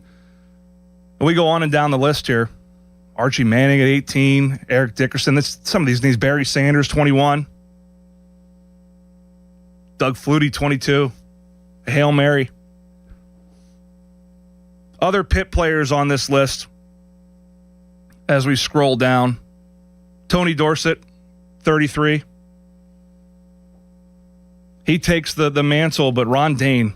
Remember watching Ron Dane run and just thinking this is a mammoth human being. Marcus Allen wore 33 at USC. Laurinaitis at Ohio State, but I think Dorsett obviously set or tied 18 collegiate rushing records during his career. It's good stuff. Herschel Walker. This is a darn good list. Aaron Donald also on the list at 97. Obviously won all 4 major Defensive Player of the Year awards. Nagurski, Lombardi, Bednarik, Outland, and Hugh Green at 99. So who's missing from this list? Pretty easy to look at Pitt's retired numbers. Mike Ditka, not on this list. Who took the cake at... scrolling here.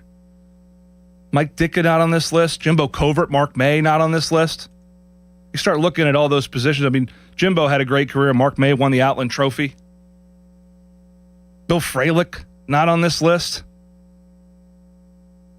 I mean, these are iconic players. Bill Fralick, maybe the most dominant lineman in college football history. Certainly wore a Pitt uniform. Had his jersey retired his last game of college. But not on this list. Pitt greats featured amongst ESPN's top 100. Fitzgerald 1, Dorsett 33, Donald 97, Hugh Green 99. No Dan Marino, No Mike Ditka, no Jimbo Covert, no Bill Fralick, no Mark May, no Marshall Goldberg, no Joe Schmidt. But 4 players on that list. And obviously all 4 very well deserving. Larry Fitzgerald will head into the Pro Football Hall of Fame this August. He'll be enshrined, wear a gold jacket. Aaron Donald, obviously, in the news right now. Adam Schefter saying he's contemplating a return to football. We'll see about that. Training camp for the Pittsburgh Steelers opens in 4 weeks. And many other teams, obviously, right around then. So we'll see what 80s decides to do. Does he team up with Myles Garrett in L.A.? We're going to keep those phone lines open, 412-928-9370. But I got to give a big shout-out here before we head to break. I said earlier, Sean, that youth baseball is now dominating my existence. And I never thought I'd fall victim or get hooked as much as I am on it. It's so fun watching these guys go out and play. And obviously, America's pastime, celebrating 250 years of our country and its independence. Watching them play this weekend. Won a championship last week. Monday night, Dixon Field in Mount Lebanon. Perhaps the most chaotic baseball game I've ever seen. Lebo 9U blew up 14-1 or something like that. Ended up winning 15-14 in extra innings. Big fifth inning for our competition, Cannon Mac. Big fifth inning. We got out of the inning.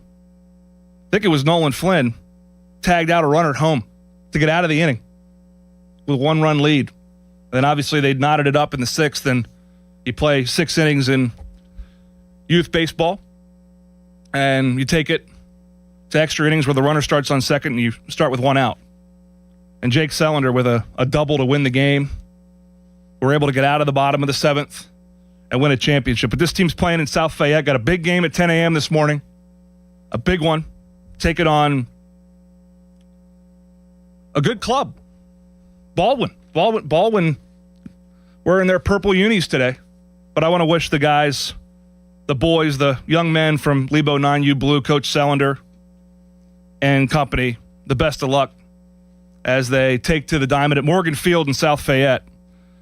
We have these pinch me moments going on, too, because my kids are playing against Doran's kids and then Gus Mistakis' kids. So all of our kids are playing against each other, and obviously Doran and Gus live in South Fayette, so it's cool to see them at the ball field. More of your calls when we come back, 412-928-9370. Guaranteed Picks brought to you by Voss TV and Appliance, family-owned for over 60 years at the lowest prices in town, guaranteed. We'll get to your fan weather later. My guaranteed pick is it's going to be hot again today. So stay hydrated, get in the shade, and enjoy that 4th of July. More Panthers Insider after this. Now, fan headlines powered by Bowser Chevrolet. Sean Myers bringing you fan headlines. The Pirates lost 9-5 on Friday against the Washington Nationals in our nation's capital. Mitch Keller saddled with that loss. He went 6 innings, giving up 8 hits, 5 runs, just 1 strikeout. Brian Reynolds was 2 for 5 with a homer and a couple of runs batted in. Pirates will do it again this morning against the Nationals. 11:05, the first pitch. Zach Littell gets the start for Washington. The Pirates counter with Braxton Ashcraft. Coverage on 93.7 The Fan. That begins at 10 with the North Shore Tavern leadoff show. Headlines powered by Bowser Chevrolet. For more, 937thefan.com. PGT Trucking celebrates 45 years of flatbed excellence. Established in 1981 in Beaver County, PGT continues to lead the trucking industry by providing safe and trusted transportation solutions. For their flatbed truck drivers, PGT has been named a 2026 Best Fleets to Drive For company, receiving the award for 4 years in a row because of their top driver pay and home time options. Learn more about PGT Trucking at pgttrucking.com. Barry and Steve Aronich from Petite Kitchen and Bath Design Center. You know, getting something new creates excitement. For instance, on a scale of 1 to 10, a new TV might be a 3. A new car might be a 7. But getting a brand new kitchen or bathroom, that is a 10. Few things equal the exhilaration and joy of finding just the right design for the kitchen or bath of your dreams. And then there's the anticipation you feel as Petite's expert craftsmen transform your dream into a reality. From custom creation to expert installation, our family-owned business has been making people happy for almost 60 years. Let us help you experience the one-of-a-kind joy you'll get from a brand new kitchen or bathroom from Petite. Visit us on Route 50 just off the Carnegie exit. Call 412-279-2222 or click PATETE kitchens.com. Haven't you waited long enough? PA 625. Get in the zone, AutoZone. Summer's finally here, and we're kicking it off with a whole lot of free. Free brake pads with Duralast rotors. Free oil filter with 5 quarts of oil. Free Armor All wipes with Armor All glass cleaner, and more. More free, so you can have more summer. Celebrate free at AutoZone. Now through July 27th. Restrictions apply. Get in the zone, AutoZone. And the match is about to begin. Most of the team is out with COVID-19, so there'll be some substitutes tonight. What's this? We have an unexpected guest on the field. It's a dog. Well, they could do with extra players. She's going for the ball. Are front paws hands or feet? Soccer season is full of surprises, and COVID-19 could be one of them. If you test positive, prescription medications may help. Ask your doctor if they're right for you. Learn more at PfizerForAll.com. Sponsored by Pfizer. Text us on the Edgar Snyder and Associates text line at 412-928-9370. Edgar Snyder and Associates reminds you to text responsibly. Sports Radio 93.7 The Fan, built by Window Nation, home of the buy two, get two free offer. Well, Lorenzo, the pitch looked good. Yeah, so green. USA keeper was decent enough. Didn't have much to do.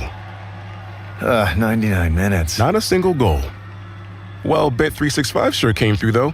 I bet $10 and got $150 in bonus bets just for signing up. At least someone scored. Bet365. Winning is everything. Gambling problem? Call 1-800-GAMBLER. 21 plus only. Must be physically located in Pennsylvania. T's and C's apply. In-app only. It's game day. Are your moderate to severe Crohn's disease or ulcerative colitis symptoms keeping you from the action? Skyrizi, risankizumab Riza, could help you get back to the game. Skyrizi is proven to help people feel significant symptom relief, achieve remission, and visibly improve damage of the intestinal lining. Skyrizi is a prescription injection medicine for adults. Don't use if allergic to Skyrizi. Serious allergic reactions, increased infections, or lower ability to fight them may occur. Before treatment, get checked for infections and tuberculosis. Tell your doctor about any flu-like symptoms or vaccines. Liver problems leading to hospitalization may occur when treated for Crohn's or ulcerative colitis. Control is everything to me. Ask your doctor about Skyrizi, the #1 prescribed biologic in Crohn's and ulcerative colitis combined. Learn more at skyrizi.com or 1-866-SKYRIZI. Voss TV and Appliance is my game plan for quality appliance and exceptional service. Pat Bostic here for my friends at Voss TV and Appliance, a trusted third-generation family-owned business. Voss carries many big-name television and appliance brands and provides helpful and honest guidance on product selection. Voss also has the best prices and most reliable service in the area. Get Voss TV and Appliance on your team today. Call 412-650-VOSS. That's 412-650-VOSS or visit VossTV.com. 84 Lumber is partnered with Anderson Windows and Doors to bring a brand new showroom to Mount Lebanon. From homeowners to industry pros, everyone can see, touch, and interact with various series of Anderson windows and a wide variety of doors to make the most informed decision for their build. 84 Lumber experts are on site to demonstrate product features, answer your questions, and even schedule a visit to the job site for measuring and installation. Your budget matters and flexible financing options are available. Call today to schedule a personal consultation at 570-507-8015. Now, back with more of the Panthers Insider Show with former Pitt quarterback Pat Bostic on Sports Radio 93.7 The Fan.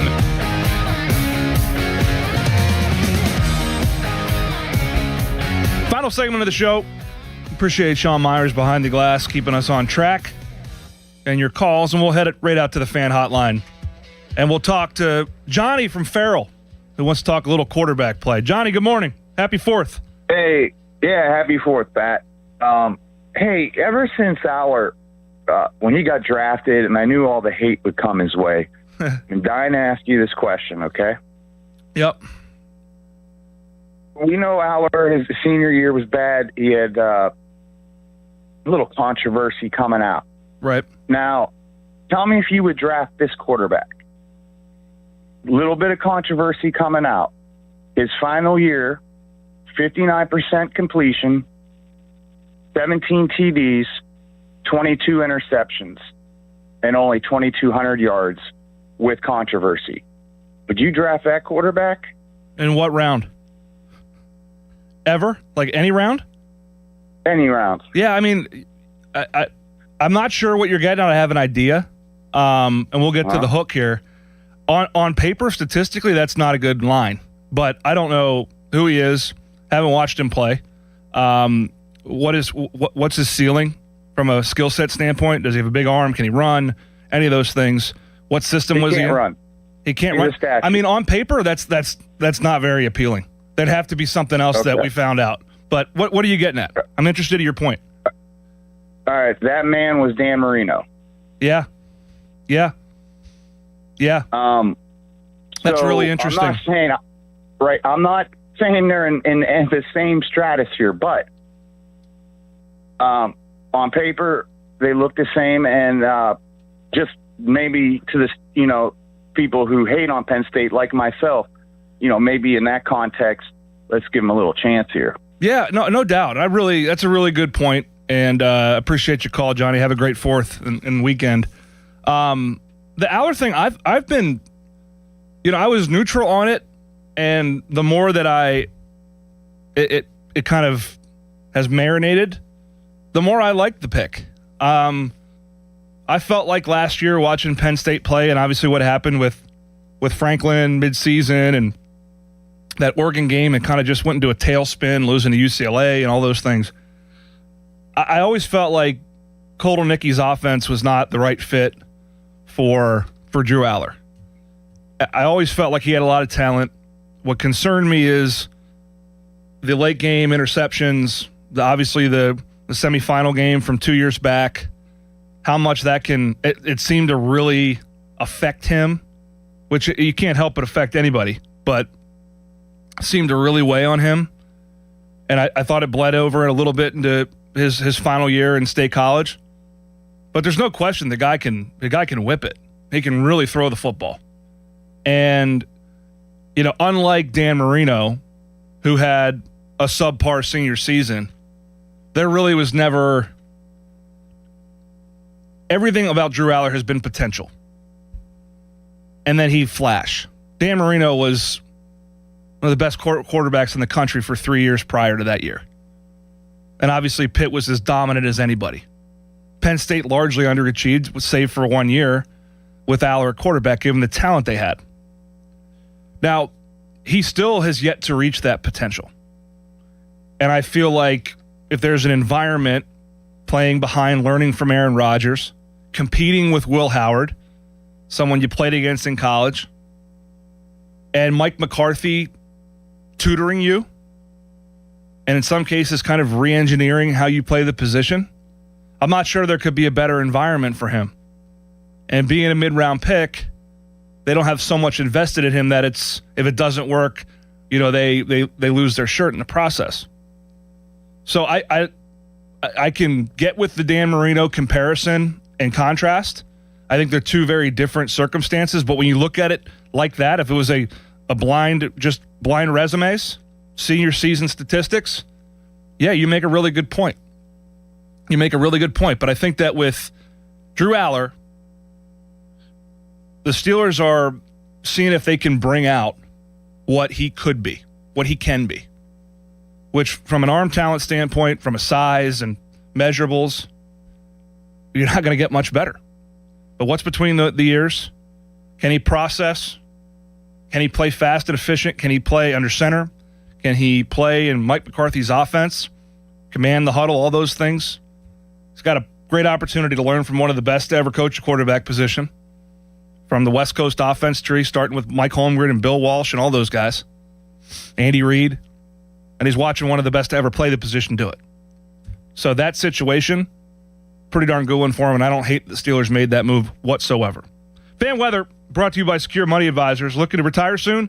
Let Secure Money Advisors get your retirement on track. Very hot today. Thunderstorms possible this afternoon. with a high of 92. Rick Tocchet. Nice ad there, Sean, on the read. I love the number association. Good call. Appreciate the call from Johnny. Talking a little quarterback play. And I think for the Panthers this year, it's the most important thing. We've talked about it a lot. That guy, that trigger man. And I don't put a lot of stock in video games. Sean, do you play video games? Oh, he's on the phone. Are you a video game guy, Sean? No. I mean, obviously, as a kid growing up. Yeah, you're not a college football guy. I got hit up this morning. Dad, when's College Football 27 come out? You can pre-order it now, and I think you can bundle it with Madden. And I'm not interested in talking about buying the game, though. However, they go through, and you talk about a massive undertaking, right? EA Sports goes through, and they literally rate every player on every team. And they have multiple categories. And we'll close the show out today taking a look at where the Panthers kind of stack up. They have speed, they have strength, they have agility, they have change of direction, they have injury, and then awareness. They have all this stuff. You want injury to be a 99, correct? Correct. So like Ryan Baer is the highest rated player, Pitt's right tackle, 3-year starter in College Football 27. Speed's of 57, strength of 94, makes a lot of sense. Agility of 53, change of direction 49, injury 94. He's been pretty available. Jacarian Turner second, overall rating an 86. 92 speed, that adds up. Guy runs 21 miles an hour. Injury 87. Cruz Brookins, an 85 overall. Nick James, I think an underappreciated piece in that interior D line for Pitt. Is also an 85. Jimmy Scott, multi-year starter at end. Need him to have a big year. Pitt needs to get more out of its edge position. We've detailed that in multiple segments on the show, talking about Pitt not having to blitz as much, so it can be a little bit stronger in coverage and allow that 4-man rush to get there. Rayon Strader, transfer from Auburn, 84, local kid. Mason Heichel, an 83. Overall, 83 in the college football game. And I see him getting slept on a little bit out there. He was just at the Manning Passing Academy. Arch Manning was there. Darian Mensah was there. All these big-name quarterbacks in college football. And while Mason doesn't have, obviously he doesn't have Malachi Toney to throw the ball to, it's got what I think is a very good collection of wideouts. I like the tight ends they've added. You got a good tailback, a good runner, and Jacarian Turner. I love some of these young tailbacks that Pitt's brought in. Just what I've seen from them a little bit, not only in the spring, but working out. I mean, this Ferguson kid that they brought in is legit. They got a lot of speed at that position. But Mason, in order for this team to win, get that 9-10 win threshold, it's going to come down to how he performs, how he's protected, and how he performs. And dare I say that I don't think he's an 83. He can't be an 83 in real life if Pitt's going to compete for an ACC championship. Because you're talking about late season battles with Florida State, with Louisville, with Miami on the road, not really late season. You got to go out to Cal. And obviously they've got an exciting young quarterback as well that can really play. But you're going to have to win those duels. We have to come back. You come down to quarterback play that late in the season. And we're 63 days away from kickoff. How many days till training camp? Less than 30.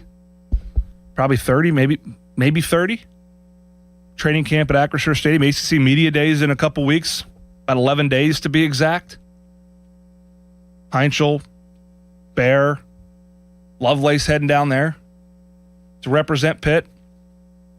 We are rounding the final turn approaching football season. The hard part is you feel like it just ended. And it just goes, choom. Pirates are playing. So obviously still baseball in the air. I don't know if I have a feel yet, Sean. I'm curious your thoughts if this team is going to be a postseason team. the Buccos. Yeah. What's your gut there? Because like, I long for like, you got football for 5 months straight. It's nice to have baseball there too, and I feel like they have the makings of. If you've told me that we'd be sitting here and they'd be a top 5 offense in baseball, and their pitching would be lackluster and their bullpen would be non-existent, I would have told you you're crazy. And that, I just don't know how sustainable that is. I don't think they make the playoffs. There's no doubt that they are better suited short-term and long-term, but I don't think that that's enough to get into the postseason. And I do expect some things will work in their favor as the season goes along. Skeens is not going to struggle this badly, as long as it's not like an underlying injury thing with him. But then there's other guys who are probably going to regress. I don't think Esmeralyn Valdez is going to be able to do this for the rest of this season. I don't know that Nick Gonzalez is going to be a 300 hitter from here on out. Ashcraft, I think, is pretty legit, but I don't know that he's going to be this good. So guys will get better that have struggled, but by the same token, some guys are maybe overperforming a bit, will regress back to the means. I see them being right around 500 when it's all said and done. Yeah, which is where they're at right now, 44 and 45, and 11:05 first pitch today. Pirates, Nationals in D.C. O'Neal Cruz, what's the timeline for Cruz? So his injury was early June, and at the time they said around a month. Okay. But I haven't heard that he's that close yet. Haven't heard anything. You know who a good guy to listen to for updates on O'Neal Cruz is? Who? Jason Mackey. And he's coming up next. That's right. On Bucko Talk, Jason Mackey is wired in to the Pirates. They're fun to watch. I mean, they play an exciting brand. You know, the split in Philly, I think, is a big win. I mean, obviously the Skeens start not going the way you wanted it, and Sanchez just is a blowing gas by guys for Philly. But that's a really good baseball team. I don't know if there's a team playing any better than them right now.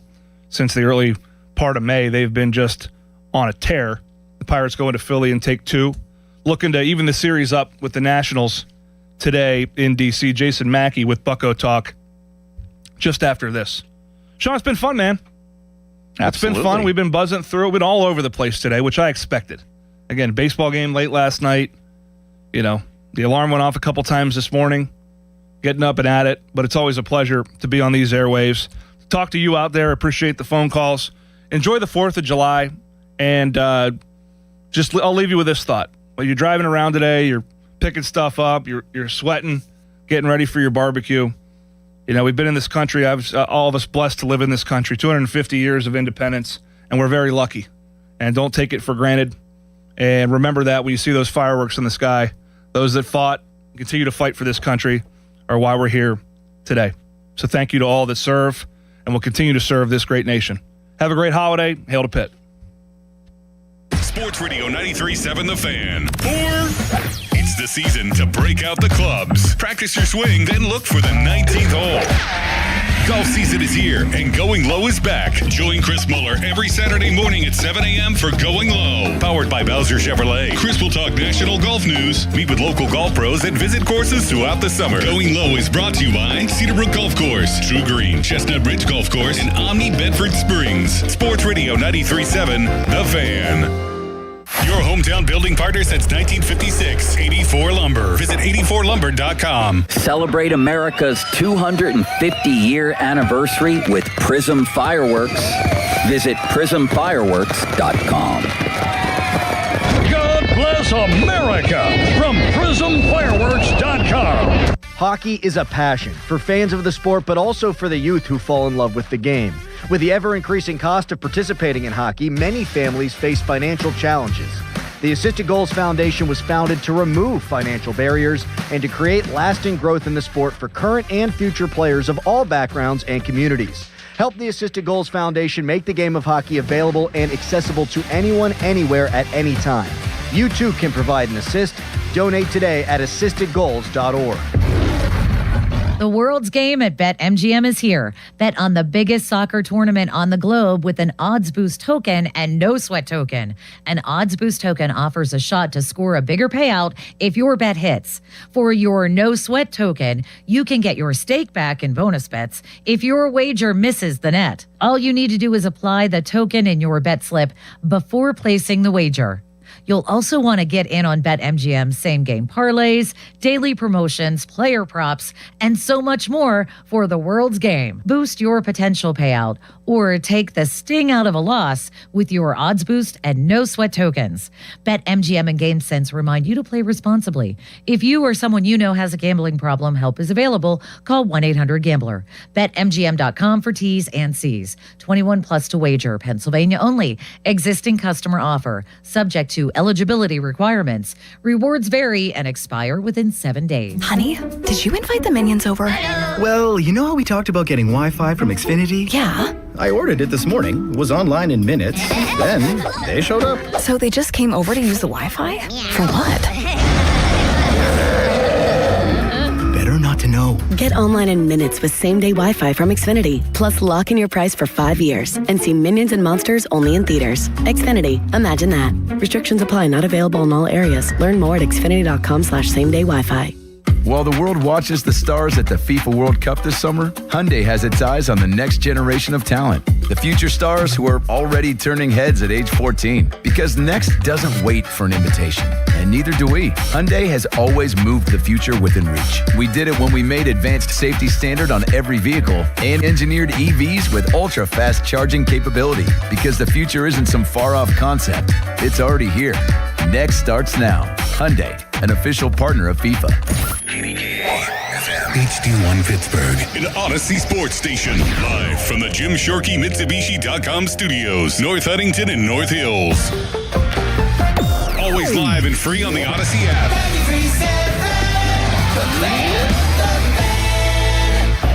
Now, fan headlines powered by Bowser Chevrolet. This is Sean Myers bringing you fan headlines. The Pirates suffered a 9-5 loss in Washington against the Nationals on Friday. Mitch Keller got roughed up.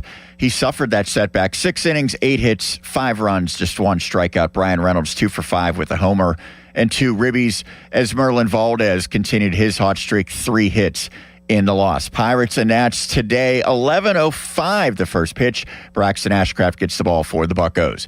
Coverage on 93.7 The Fan. That begins at 10 with the North Shore Tavern leadoff show. Headlines are powered by Bowser Chevrolet. For more, visit 937thefan.com. Now, it's time for Bucko Talk. Can you believe it? Bucko Talk is presented by Mike Hamlin Hyundai and brought to you by Two Men and a Junk Truck, Hampton Beer Outlet, and Stone & Company. This is Bucko Talk on Sports Radio 93.7 The Fan.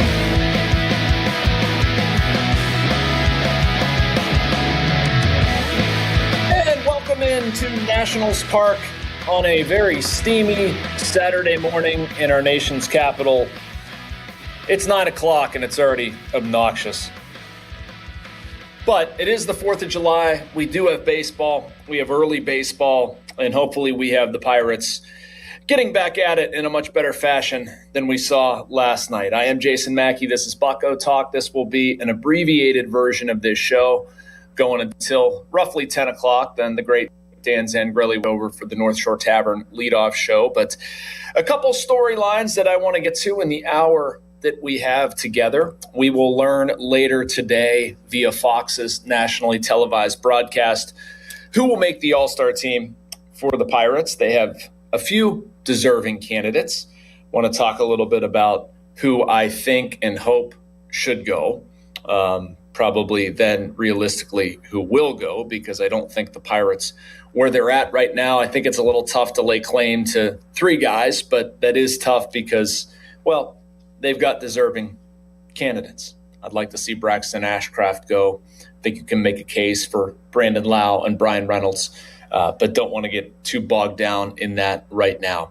I believe we will have a move today in the bullpen, waiting a little bit to get some confirmation on that. But I believe in the course of our hour together, we will have a transaction to discuss and its ramifications. I want to make a couple points about this season, just feeling backward. And that's applicable to the starting rotation. It's applicable to the offense. If we could sort of step outside the day-to-day, the minutia, the grind, and think about what this team has become, it's a little crazy. This team can score runs. It can hit for power. It can do a lot of things that playoff teams resemble. And the downfall's the pitching?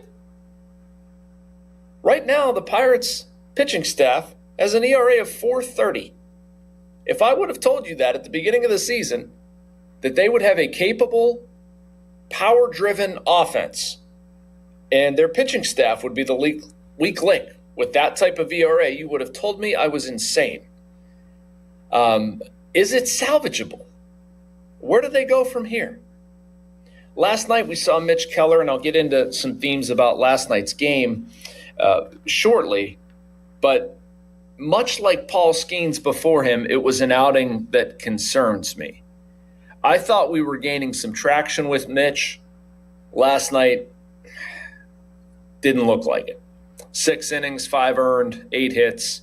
Didn't walk anybody, but only struck out 1, gave up 3 home runs the first time this season that's happened. And I give Mitch credit for finding himself and getting out of it and covering 6 innings, retired the final 9, 10 of the final 11. Great, but that's not the substitute for a win. It's not the substitute for how he's been performing lately. The Pirates need more. Keller knows he needs to deliver more. He's getting paid like it. And overall, this pitching staff needs to be better than it's been. So, yeah, it is not great. The pitching staff right now, let's dig into some of these numbers right now. Through May 12th, the starting rotation had a 3.30 ERA. Remember all those storylines, stuff we were talking about? Paul Skeens, he was the best since. Look at this starting rotation. This group's elite. That's what we expected beginning of the season. And it's just gone poof. Since May 13th, Pirates starters have an ERA over 5. Yes, over 5 since May 13th. That's 21st in Major League Baseball. During that stretch, Paul Skeens has started 9 times as a 5.36 ERA. Jared Jones has made 7 starts. It's coming off the IL, a 5.28 ERA. It has to get better. And I don't know if I have any sort of magic dust to sprinkle on it, some sort of magic formula. It's the guy. Sometimes the answer is that the guys in those roles simply need to pitch better. You could say it's coaching. I know there's been a lot of smoke around Bill Murphy, and people are mad about Bill Murphy, and not saying you shouldn't be. Totally valid. This was a really good pitching staff, and it got worse based on a coaching change move. You made the move to become elite. That was the messaging around this. Bill Murphy was the guy that was going to take this staff from very good to the best in baseball. It's gone from very good to mediocre. At least that's what the numbers tell me. I don't think those guys in the clubhouse are mediocre, but right now it's performed in a mediocre way. Since June 1st, once again, Pirates starters have a 4.96 ERA. That's 26th or 20th in baseball, excuse me. Numerically speaking, that is mediocre. It has to be better. It has to be better. There could be some reinforcements around the trade deadline, and I want to get into that a little bit. Some candidates I keep getting asked on various shows who I think might make sense for them, and there are names out there. But I will present this. Another thing I was looking at in prep for this show. And it's not defending it, because they need to do something. They need to do several things.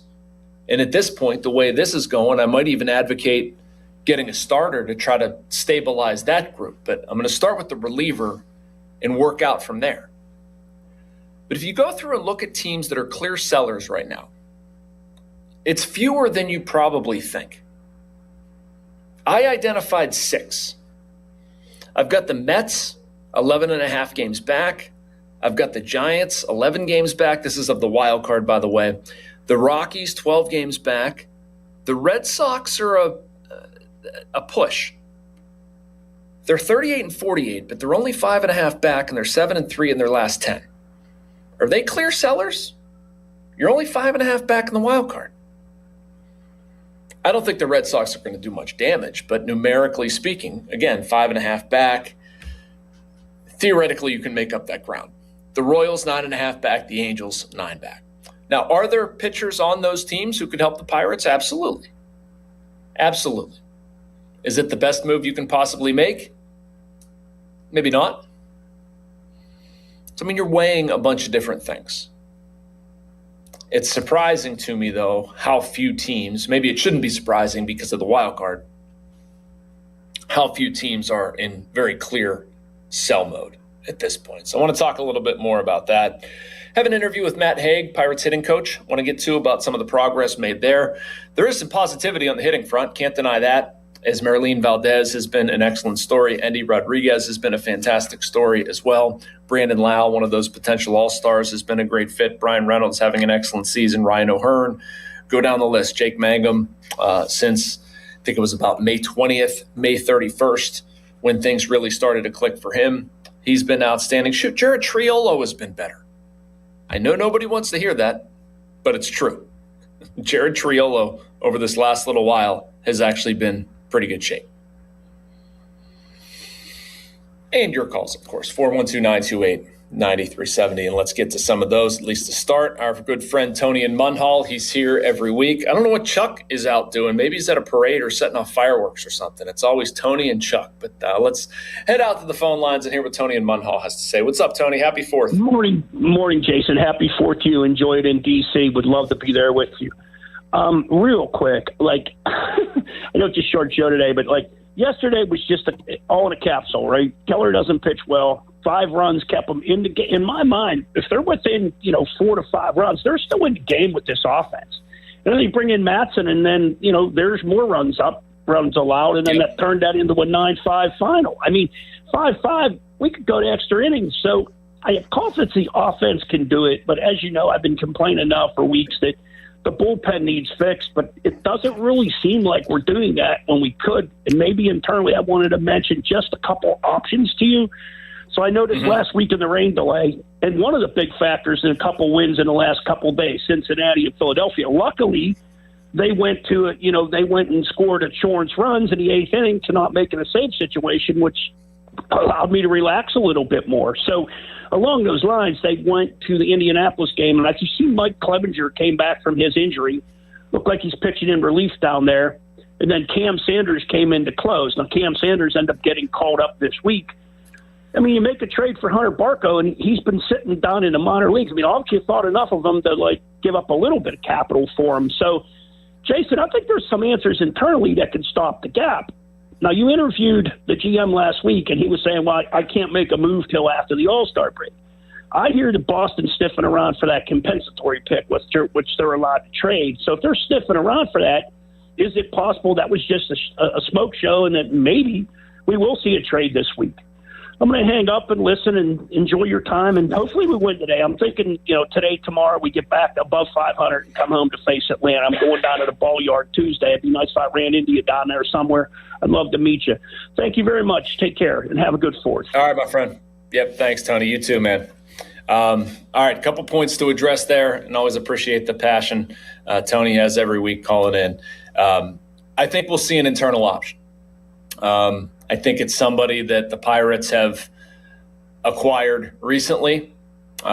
We've heard his name quite a bit, and I'll play a little game. Not really. It's not Hunter Barco. He's still working his way back, but it's another person named Hunter. I have a feeling we will see very soon, and as we should. The bullpen needs help.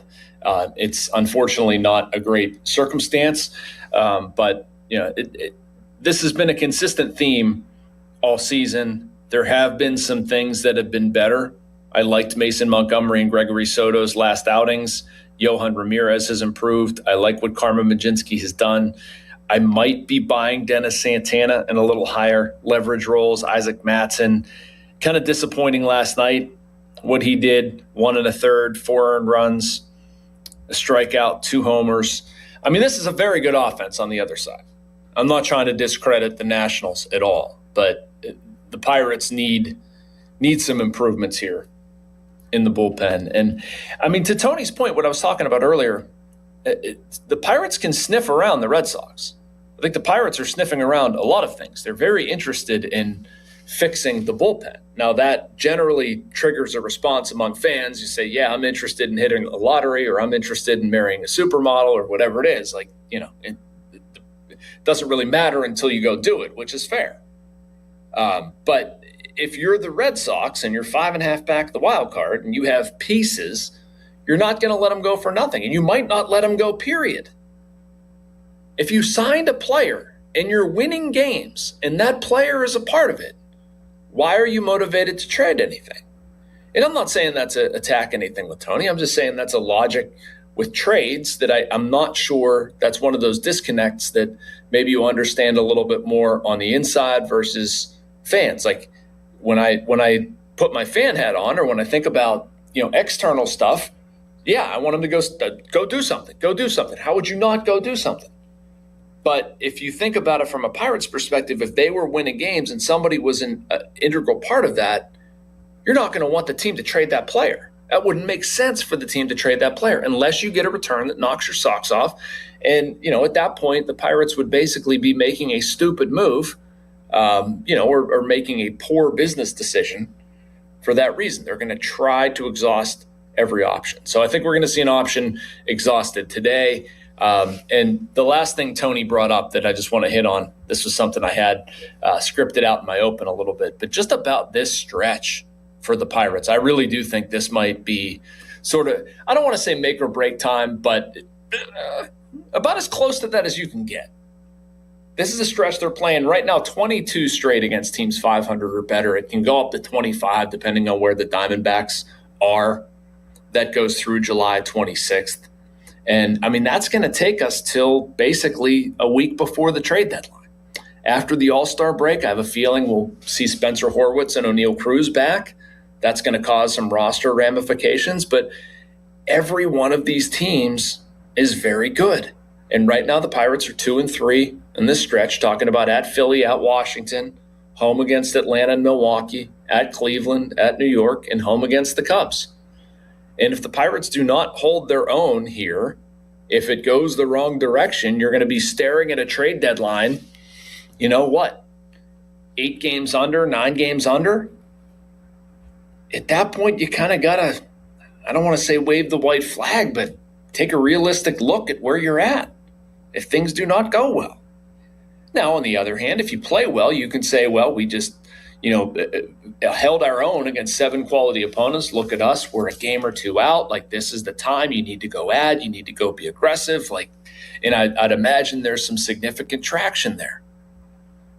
You've got reinforcements coming back after the All-Star break. Pirates are in a great spot if they handle themselves well. I like how they bounced back in Philly. Last night was pretty ugly. I need to see them bounce back today. I need to see them bounce back tomorrow. I think this is a pretty important series for them to take 2 or 3, come home, and then handle your business in the home park as well. All right, let's go back out to the phones. Jim in Monaco. What's going on, Jim? How are you? Happy 4th. Oh, good morning, Mr. Mackey. Always a pleasure talking to you on Saturdays. Yes, sir. Getting ready for the 4th drive around here, running some errands. But I read 2 things on the Dejan Kovacevic's site, and the 2 things that really got me kind of excited for the future, whatever this season holds. I still think they obviously have a chance, but I'll start with O'Hearn. He had that slump going past the last 4 or 5 games that kind of extended on for a week and a half, 2 weeks. And he said, after a batting cage session, he came in and Matt Haig said, "Hey, I've been looking at things, and your hands are 4 inches further away from you than they have been." So he moved his hands in, and the slump goes away. Why do I bring that up? Well, that's exciting to me because we have a guy that can pinpoint issues, and that tells me all I need to know about the guys that just aren't working out at the plate. And that means Henry Davis, Ozuna, even though Ozuna's ticked up a bit. I now have faith in Matt Haig to tell Cherington, or whether it's the manager, this guy needs to stay, and we be able to be okay if we partner with this guy. And the other thing I wanted to mention is we talked last weekend about Brandon Lau, and some stuff came out again on DK Pittsburgh Sports. The guy was very open. I know there's probably some PR fluff to it to stay neutral, but he said it's a very fun ballpark for me to play in. I'm a very effective player at this ballpark. I would like to spend a long-term frame here. I don't know how the other side feels.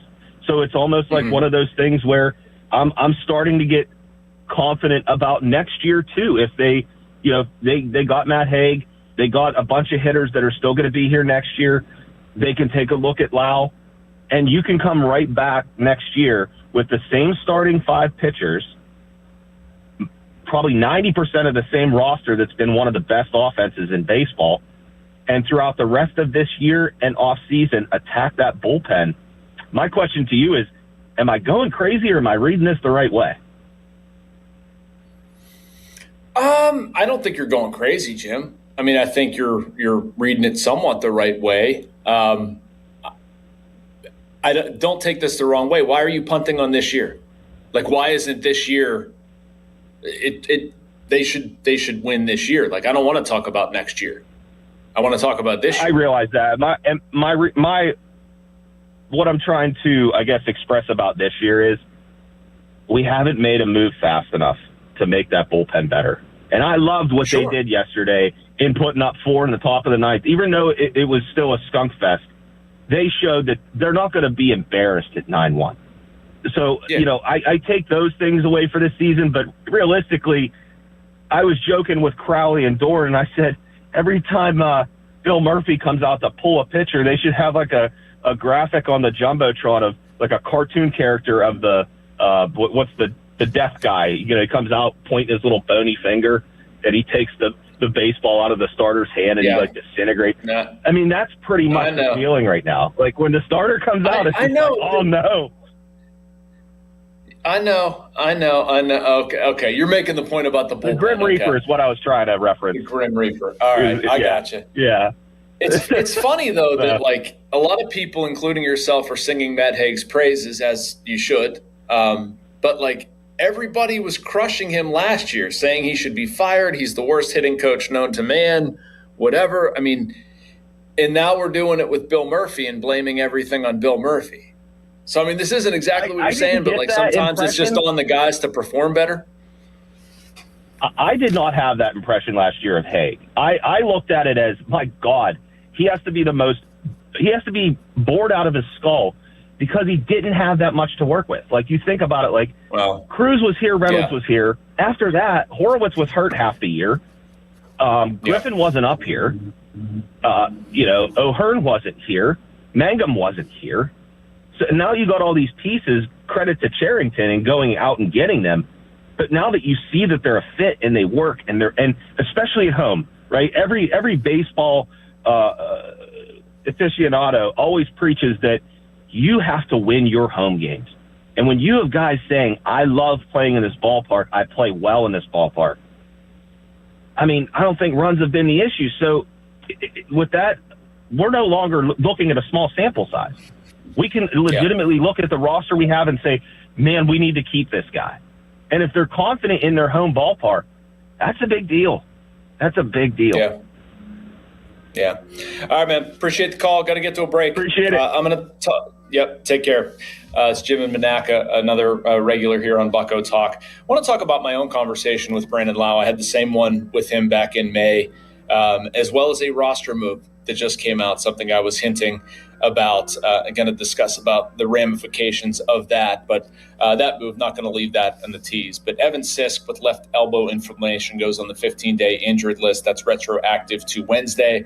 And the Pirates, yes, have recalled Hunter Stratton from AAA Indianapolis, the player they acquired, I believe that was June 18th for Joey Bart. So we'll talk a little bit about that when we get back. First, want to tell you, though, that the fan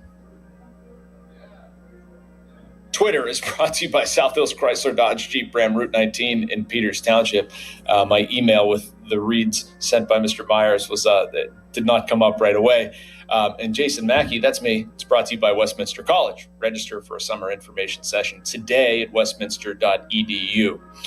All right, this is Bucko Talk, talking about the move with Hunter Stratton here, Evan Sisk on the IL, its various ramifications, as well as Brandon Lau's future with the Pirates, what might happen, and maybe some trade deadline talk as well, because I agree with our two callers so far. The Pirates need to go out and do something. This is Bucko Talk on Sports Radio 93.7 The Fan. Now, Fan Headlines, powered by Bowser Chevrolet. Sean Myers with your fan headlines. The Pirates lost their first game in the series against the Washington Nationals on Friday night. Final score 9-5. Mitch Keller saddled with the loss. He gave up 5 runs on 8 hits in 6 innings of work with just 1 strikeout.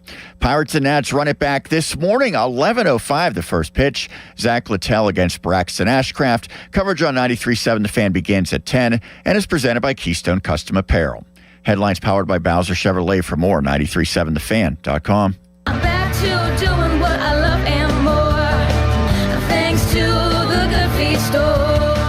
Do you spend half your day walking or standing while working? If you have foot, knee, or back problems, the Good Feet store wants to help you like we helped Tony. The pain that I experience the most is foot pain from being on my feet all day. You're having to kind of talk to yourself through the whole shift, like, I got this, I can do this. Before, I felt defeated. Now it's like, all right, let's go. I'm ready. Like sunshine coming out. And how about working more comfortably like Dennis? Working at an amusement park, it's always on your feet. I just couldn't take it, but I didn't have a choice. I just couldn't believe that putting these arch supports in made that much of a difference that quickly. I could do my job and I could take care of my family. I know what my tomorrow is going to be. It's going to be positive. You deserve a better life too. Stop in the Good Feet store today. Visit us in Cranberry Township, in Robinson Town Center, in the Waterfront, in Morgantown at Suncrest Town Center, and at goodfeet.com. Thanks to the Good Feet store.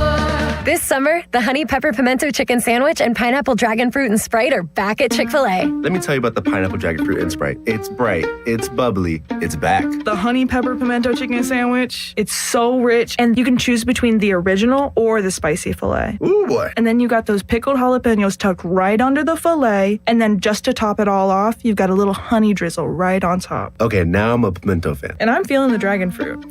Which fan favorite will you choose? Real customers paid for their testimonials.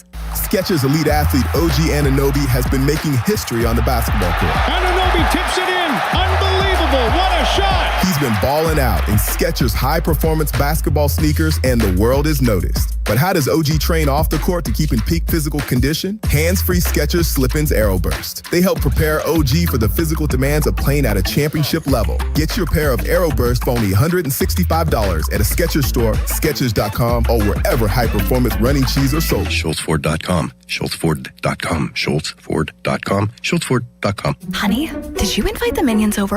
Well, you know how we talked about getting Wi-Fi from Xfinity? Yeah. I ordered it this morning, was online in minutes, then they showed up. So they just came over to use the Wi-Fi? For what? Better not to know. Get online in minutes with same-day Wi-Fi from Xfinity. Plus, lock in your price for 5 years and see Minions and Monsters only in theaters. Xfinity. Imagine that. Restrictions apply. Not available in all areas. Learn more at xfinity.com/same-day Wi-Fi. Straight Talk Wireless presents Pickup Truck Wisdom. If you're only good to your new friends, you're not going to have any old ones. Straight Talk gets it. That's why new and existing customers get free 5G phones on Verizon's 5G network. Pretty simple, really. You keep good people by being good people. Find us at straighttalk.com and Walmart. Straight Talk Wireless. Straightforward. Always. Taxes and fees apply. Plan purchase required for free phone offers. Copyright 2026 Verizon. Hey, it's Pony. Usually when something sounds way too good to be true, it is. Imagine someone says you can cut your mobile bill in half. Sounds like a fantasy, but with Xfinity Mobile, it's the real deal. Because when you have Xfinity Internet, you can cut your mobile bill in half. Plus, try Xfinity Mobile free for a year. No commitment. That's a lot of streaming, sharing, scrolling, and whatever else you can do with your phone. All for half the price and none of the commitment. That means you'll save big over Verizon, AT&T, and T-Mobile. Wild. Now, all you have to do is think about how you'll spend all that extra money. Call 1-800-XFINITY. Go to XfinityMobile.com or visit your local Xfinity store to switch today. Xfinity. Imagine that. Saving compares one line of Xfinity Mobile Select to comparable plans from T-Mobile, Verizon, and AT&T. Taxes, fees, extra. $30 monthly discount limited to new mobile customers only. After 12 months, regular rates apply. Go to XfinityMobile.com or call 1-800-XFINITY today. Live from the ShoreKeyMitsubishi.com studios, North Huntington and North Hills. Back to more Bucko Talk, brought to you by Mike Camlin Hyundai. All right, welcome back to Bucko Talk. Happy 4th of July from Washington, D.C. I am Jason Mackey sitting here at Nationals Park. An abbreviated Bucko Talk this morning. Dan Zengrilli will take over with the North Shore Tavern leadoff show around 10 o'clock. Ahead, of course, of an obscenely early Pirates-Nationals game at 11:05. Not quite sure why we're doing it, but we're doing it nonetheless. Let's have a good time. Let's enjoy it. Pirates need to bounce back after a frustrating loss last night. Mitch Keller started on the mound. The Nationals hit 5 home runs. We talked a little bit about that in the opening segment. Pirates will have a new pitcher today, as they announced during our last segment. Hunter Stratton was recalled from AAA Indianapolis. You know Hunter Stratton well. Pirates acquired him via trade with the Atlanta Braves on June 18th, and this will be his second tour of duty. I don't like using that term, but his second stint, let's say it that way, with the Pirates. He appeared in major league games in Pittsburgh from 23 to 25. Went 2-1 with a 4.30 ERA in 47 of them. Overall, Stratton has pitched 69 2/3 major league innings, had a 3.75 ERA. He was down in AAA Indianapolis. Pirates, of course, traded for him, gave up Joey Bart to do it. And the reason they sent him to Indianapolis was to get regular work. He was in kind of DFA, no man's land, had to make some appearances there, working on, some adjustments and ironing out some kinks. And he's been back on his feet and been doing very well. 5 1/3 innings pitched, 2 hits allowed, no runs, 2 walks, 7 strikeouts, a 111 batting average against, and a .75 whip. So where does Hunter Stratton fit? Well, he can help them. He really can. Hunter Stratton has some velocity. He is about 95, 96 from the right side, and the Pirates certainly won't turn that down. As a cutter, that has actually been an effective pitch for him over time, as well as a slider. If he's throwing strikes, if he's in the zone, and I'm probably cutting Hunter Stratton short, by the way. His fastball is average 96.7. At least that was in one outing. In previous seasons, it was 96. 95.5, but there's going to be velocity from the right side, complements it with a cutter if he's in the zone challenging hitters, and there certainly is an opportunity on the right side of the Pirates bullpen. They need somebody there. Talked a little bit about Isaac Mattson yesterday, and up until last night, I've liked what I've seen from Mattson since coming back from AAA, but if you look at right-handed late-inning relievers that the Pirates have, it's not a ton. Cam Sanders probably coming out of the bullpen relatively early. Johan Ramirez, like him in a 5th, 6th, maybe 7th inning capacity. They're deploying Karma Majinski more as an early inning guy, the bulk guy. We've talked plenty about that. And late game opportunities, are you going to trust Dennis Santana in that role? I mean, that's why I look at the trade deadline and wanting to see them acquire a right-handed reliever. I think there's a need. I think there's opportunity. There are certain guys, Aroldis Chapman, I don't care which hand he throws with, that would be a delight, but there are right-handers out there. Wouldn't mind seeing that move get made. Speaking of trade deadline candidates, before I get into Brandon Lau a little bit, we have Stephen Latrobe waiting patiently on the line. Thank you very much, Steve. He wanted to talk about a few trade options. Want to hear what Steve has to say. Steve, happy 4th. What's on your mind? America, baby. Hey, Jason. America. First thing real quick. A team that gets 13 hits should win a baseball game, but that's beside the point.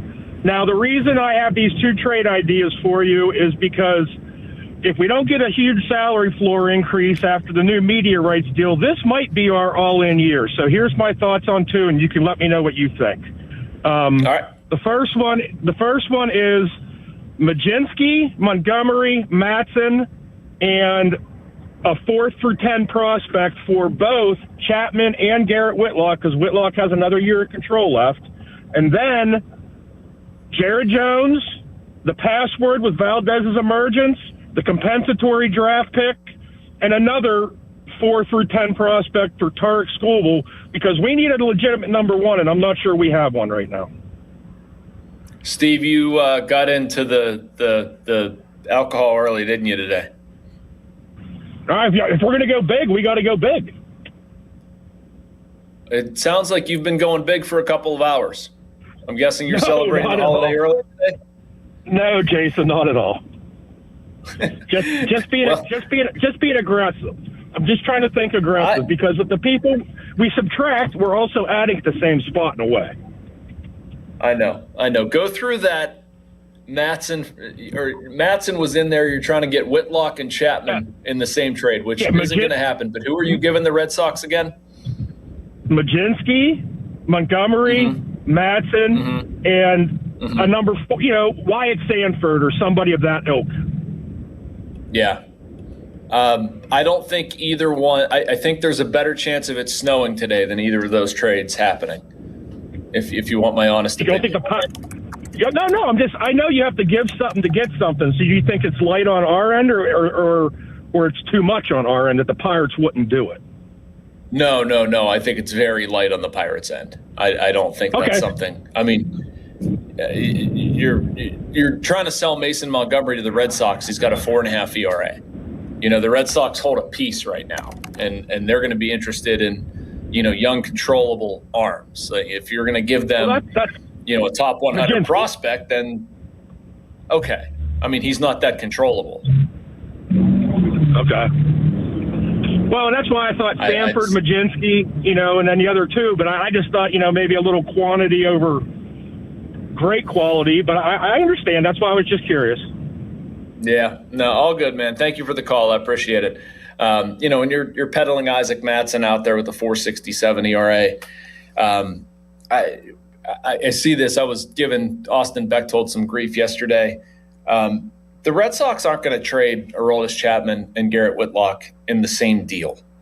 They're going to try to spread that, and they're certainly going to try to spread it and obtain more. Carmen Majinski could be a piece. Certainly, I like Wyatt Sanford as a player, but I don't think you're adding a ton when you bring in, Madsen and Montgomery into the deal. You might bring in something, but that's not going to force the Red Sox to make a trade that they might not otherwise want. Now, if you're going to dip into your pool of prospects, if you're going to go, I think one of the trade Austin was cobbling together included Tamar Johnson, Wyatt Sanford, and maybe Antoine Kelly.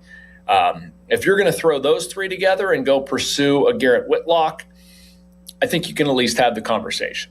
If you're going to talk about, your top 10 prospects, none of those guys are top 100, but Kelly certainly has some potential. He's a young, controllable arm.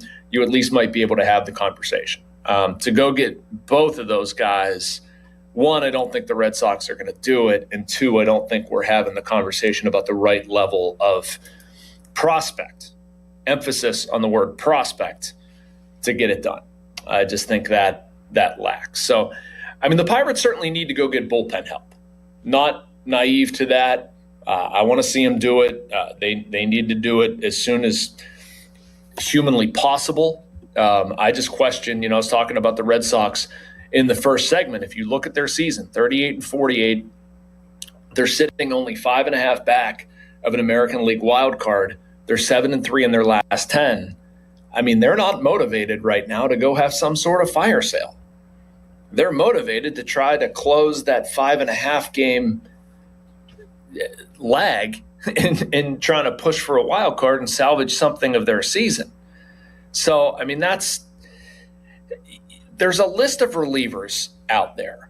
And there are some guys that make sense on teams that are clearly out of it, and I understand it. We saw one of them on the last road trip, Antonio Senzatella from the Rockies. I think he makes a lot of sense. That's a conversation I would be aggressively pursuing. I don't know what the ask is on him. I don't know what those conversations have been like, but I look at the situation the Mets are in. They're a mess right now. They're 11.5 back. They've got guys, AJ Minter, Luke Weaver, Brooks Raley, guys like that. They make a lot of sense to me. Now, if you're the Mets and you're trying to maximize return on a lot of your assets, or your asks crazy, they might be. I don't know. We're not in those conversations. But those are guys that clearly make your bullpen better. They're on teams that are clearly out of it. I would love to see them get Chapman. Don't get me wrong, but I really like Garrett Whitlock. I wouldn't mind seeing the Pirates, if they can figure it out a little bit with internal options, have some guys pitch better and kind of get through this little stretch. That's why I was saying it's such a big stretch for them. And they can add somebody like Whitlock if he becomes available a little closer to the deadline. I think that right-handed arm, late inning experience, he's pitched a lot of the 8th inning throughout his career, has been very good, very consistent. Last year at 2.25 ERA, worked a lot, made 62 appearances, strikes out a ton, doesn't walk many, had a WAR over 2, which is very good as a reliever. I think that makes a lot of sense. But again, there's still a ways to go. And the Pirates, with their internal options, are going to have to figure it out.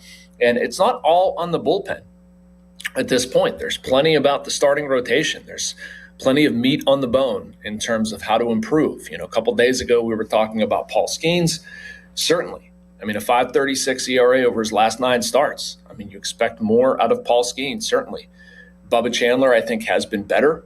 I thought Jared Jones was better his last time out, but still a 5.28 ERA in 7 starts since coming off the IL.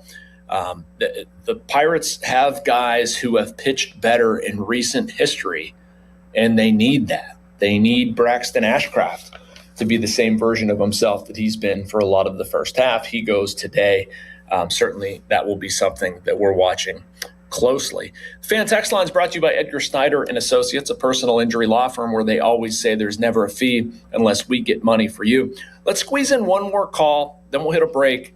Then I want to talk a little bit about Brandon Lau. Didn't get to that segment today, but didn't get to that here. And then we'll wrap up with an interview with Matt Haig and a little talk about the offense. But Newt in Aspinwall, what's going on, Newt? How are you? Good, Jason. Hey, I don't want to hit the panic button either, but I think you're right, or nobody wanted to say it. I think this almost is a make or break time. And As far as the bullpen, you and I talked, I don't know, maybe 2 or 3 weeks ago about Sens Patella. I think we both agreed back then he would have been a perfect add.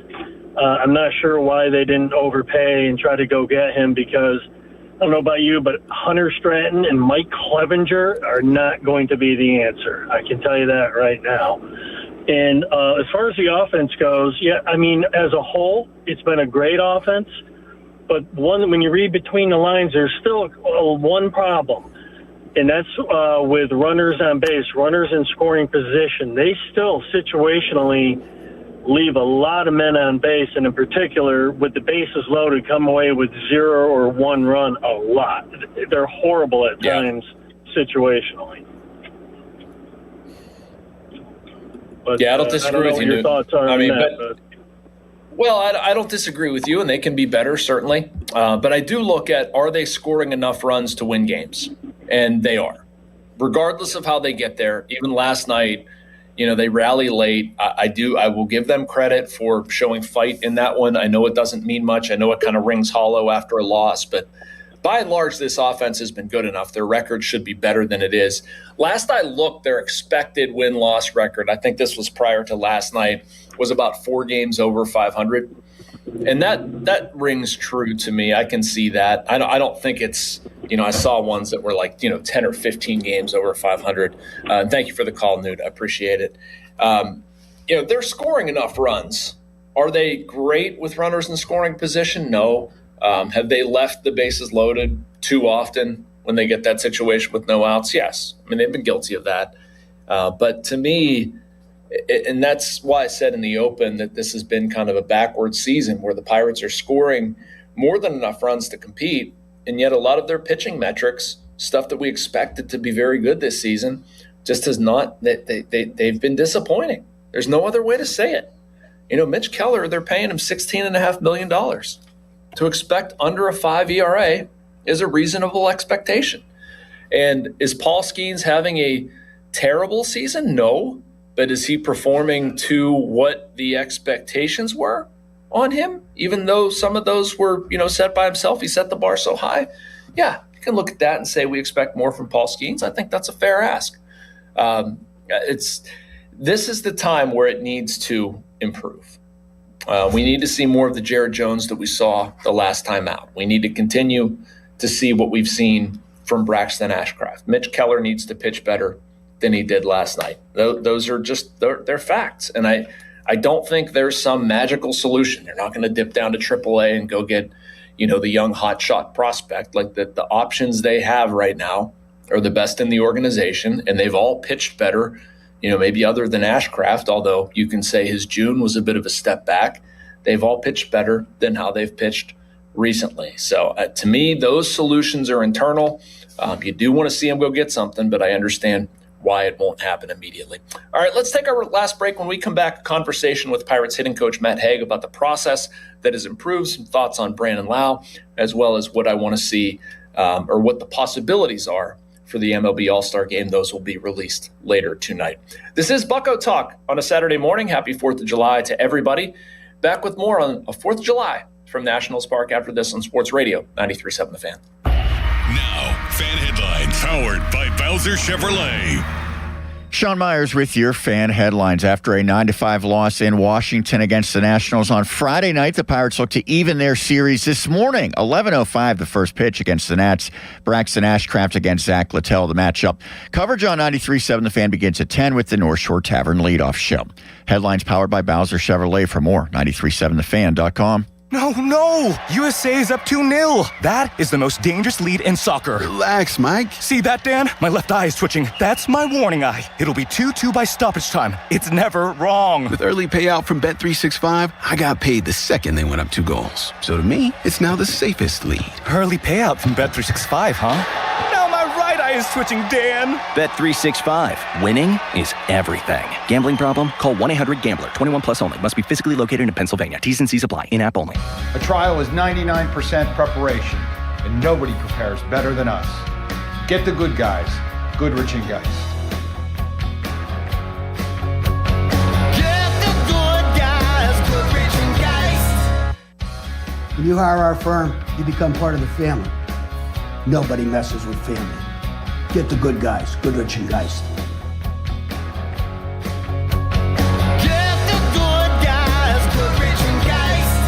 84 Lumber has been building America for 70 years. Whether you're a homeowner starting your first project or a pro on the job, 84 Lumber offers the kind of personalized expertise you won't find in a big box store. They're more than just lumber. From windows and doors to siding, trim, and decking, 84 Lumber has the materials you need to get it done right. With 14 locations across Pittsburgh, there's one near you. Visit 84lumber.com to find your store. 84 Lumber, your hometown building partner for 70 years. While the world watches the stars at the FIFA World Cup this summer, Hyundai has its eyes on the next generation of talent. The future stars who are already turning heads at age 14. Because next doesn't wait for an invitation, and neither do we. Hyundai has always moved the future within reach. We did it when we made advanced safety standard on every vehicle and engineered EVs with ultra-fast charging capability. Because the future isn't some far-off concept. It's already here. Next starts now. Hyundai, an official partner of FIFA.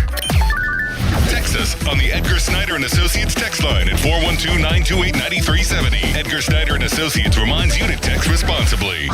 Sports Radio 93.7 The Fan, built by Window Nation. Home of the buy two, get two free offer. Hey, it's Pony for the FanDuel Sportsbook, the official sportsbook of 93.7 The Fan, the biggest stage in the world. FanDuel is partnering with Valley Forge, and they're changing the game because sometimes your players get subbed off and your bet goes with them in these big soccer matches. Well, not anymore with FanDuel Super Sub. If your guy gets subbed out, your bet stays in. That's right. If your player leaves the match, your bet continues on with that substitute. So you're still in it until the final whistle. We saw a ton of substitutions, and the U.S. lost to Turkey, but that game didn't have any bearing on the standings or on matchups for the round of 32.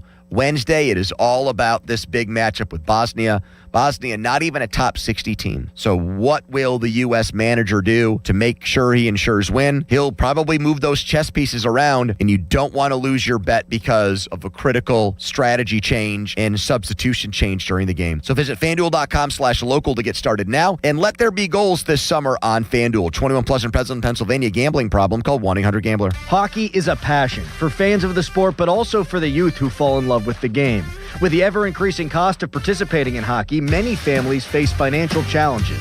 The Assisted Goals Foundation was founded to remove financial barriers and to create lasting growth in the sport for current and future players of all backgrounds and communities. Help the Assisted Goals Foundation make the game of hockey available and accessible to anyone, anywhere, at any time.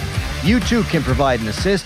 Donate today at assistedgoals.org. Here's Sports Radio 93.7 The Fan's Fan About Town. Don't miss the Pittsburgh Music Festival, July 11th and 12th at Pittsburgh Brewing Company in Creighton, featuring Joe Grishecki and the House Rockers, Billy Price Band, Norman Nardini, and more. All benefiting Band Together Pittsburgh and Autism.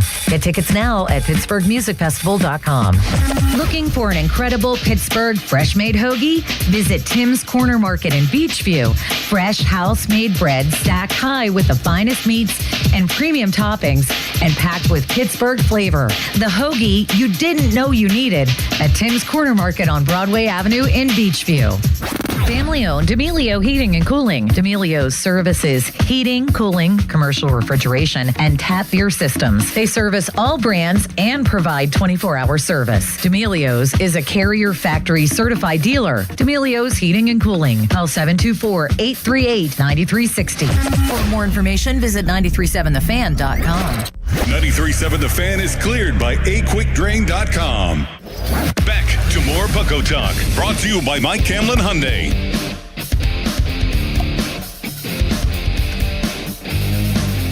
All right, welcome back to Bucko Talk. One final segment here. Jason Mackey live from Nationals Park. Happy 4th of July to everybody. Before we get into the meat of this topic, or the meat of this segment, which is an interview with Pirates hitting coach Matt Hague, I want to tell you that I am a proud Westminster College graduate, class of 2006, and I wouldn't trade my time there for anything. I had great professors. I was a student athlete on the Titan baseball team, but most importantly, I didn't just graduate with a degree. I graduated with the hands-on experiences that I need for a career in media today. At Westminster, it's an exceptional education that is genuinely affordable.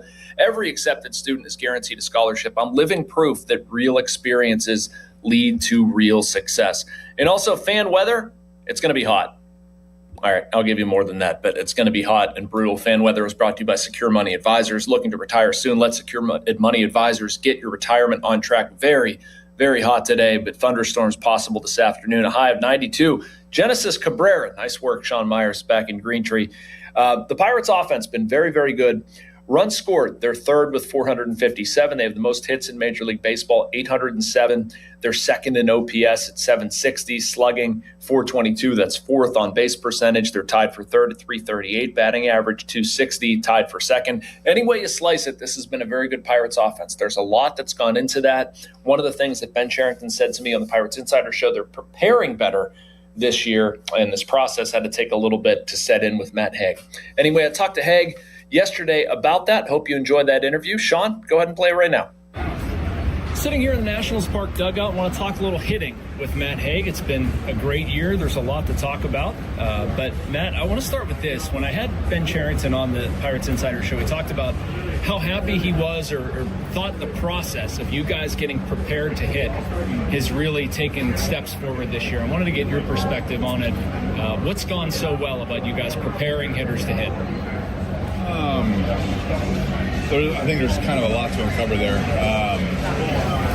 I would say the biggest thing is the process on the processes we built to help guys maintain themselves, the best version of themselves. That comes from like collaboration with the Biomech team, being able to day in and day out get information, relay information, simplify information, so the players are aware when their body changes or certain things change throughout a season. And I think we've done a really good job of simplifying information and then customizing it to the players themselves.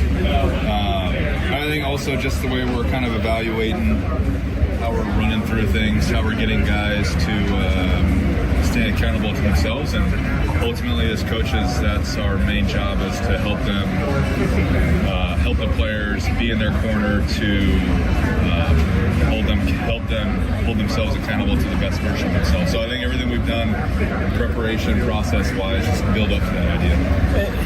Ben mentioned a little bit of like trial and error, that over time this has sort of been developed. That it just, from your perspective, is this just the kind of thing that just takes time to find the right level, whether it's trial and error or just everybody kind of relationships, getting comfortable with one another, that sort of thing? Yeah, and I would even say like just the value of an off-season together. Just what we're going after, why. Continuing to build stuff out. And taking a lot of just building resources to try and continue to improve, whether that's via evaluation or preparation, whatever goes into it. Just always continuing to evolve and make things better. It's all directed towards the players and helping them understand themselves and how we continue to move forward. So externally, I mean, we focus a lot on like Brandon Lau. Is he having an all-star season? You know, a lot of guys are hitting the ball really well. Brian Reynolds, everything that he's done, Ryan O'Hearn, etc. I know a coach, it's not always the same way. You're maybe not looking at raw numbers as much as you are like how much a guy has improved or what process he's put in. From your perspective, who would be kind of your all-stars, or who has shown the most improvement from a coach's eyes this season? I think a lot of just that's tough. I would throw. You got to buy yourself like 10 seconds to think about that a little bit. Yeah, I would say like Horwitz comes to mind, but even the external guys we brought in, the way they go about themselves and like the high attention to detail with everything that we can help support them with. Like obviously I believe they're performing at all-star caliber numbers. But guys like Horwitz, even Cruz, before he got hurt, he's discovered a lot of things about himself. I think you can go down the list. Like Nicky G continues to progress. Connor Griffin came in here when he was 19. He's learning on the fly, and just the growth he's shown. Andy Valdi in such a short time. I think some of the things that we've done really well this year is trying to prepare them for what they're going to face in the big leagues on a consistent level. And from our experiences in the past, what we have process-wise, we could present some of the reasons how they're going to get to the next level. And like guys like Valdez came up after 4 games and voiced some opinions, and we were right on board with them. Especially with like carry fastballs, and he's made some changes. So I think just the ability to grow is something that we're very proud of, but they're going to go through these certain times of the season to where these avenues are going to get really battle tested, and things are going to change. So it's, to answer your question, I think there's a lot of guys that have... The whole team should go, man. To the All-Star game? Are we talking? Or are we just saying? No. I wanted exactly what you were saying. I wanted to know who's made strides. I mean, there's a lot of guys, and that's it also helps when you have a collection of individuals who want to continue to get better, and that's something like it's also a testament to DK on the messaging's been very clear up front that we're trying to earn a lot of things as a Pittsburgh Pirates organization, and the mentality you have to achieve that, it has to be constant messaging and ways to help build that idea up. You're just words and you have no action behind it, it's just words. So I think that as we continue to build not only hitters but just the whole organization to be sustained, there's a lot of things that come with that. I think something to be proud of, and you guys see a lot of players have success from what they've had in the past. But they took it as learning steps, not as the final product. And as long as they have that open mindset and it's cultivated with ways to grow, that's what we're trying to crush. Chatting hitting with Matt Hague here at Nationals Park. It's only about 150 degrees in the dugout, but we're all surviving. Matt, I wanted to ask you about Valdez specifically, and what I wrote down was about his approach, because I'm so impressed by his mature approach. But you said something that got my attention in there. After 4 games, or back when he came back, he voiced some opinions. I'm guessing those 4 games were really important for what we're seeing now. Like what happened there? Well, he felt very exposed to carry fastballs, and he was in Toronto, and he had success. He hit some homers, but they were on slow spin, like kind of late barrels. And he was challenged with some four seams. He deep down inside, he knew that he had to kind of do some things. So he was very open about it. There's some setup changes. There's some hand positioning changes to where we felt that it would just be really important for him to get him closer to his end load, we call it. And he's extremely intelligent. If there's a plan out there in place, he's going to put his marbles in that basket and go for it. He doesn't care if he lives or dies by it. And I think the sacrifice you have to execute approaches, at the end of the day, the approach is all we have, and trying to create freedom in certain areas to where if they chase certain areas, who cares? You kind of move on and continue to executed. All right, so last one. I'll make it a fun one. We were going to talk a little bit more about the World Cup. We've both been lazy, but it intrigued you for a little bit. So what caught your attention, and what's going to get you back into caring about this thing? Well, time. I don't have that. I'm sorry. Yeah, the time piece is always nice. I just enjoy the environment of the World Cup. Like, you have countries coming together, competing against each other on a world stage, to where each country has its own things they're going through. And you see like events like that. I think I have a passion for just competition, in a sense of at the highest stage, the world stage, and there's so much attention brought to it. So many superstars, so many. There's probably going to be some new dreams from little kids watching TV. They're going to watch it and just fall in love with the sport. So I don't know. I think it's just something about that type of environment that's very intriguing, and then some of the skill these guys have is crazy. Great stuff. Thanks, Matt. Yeah.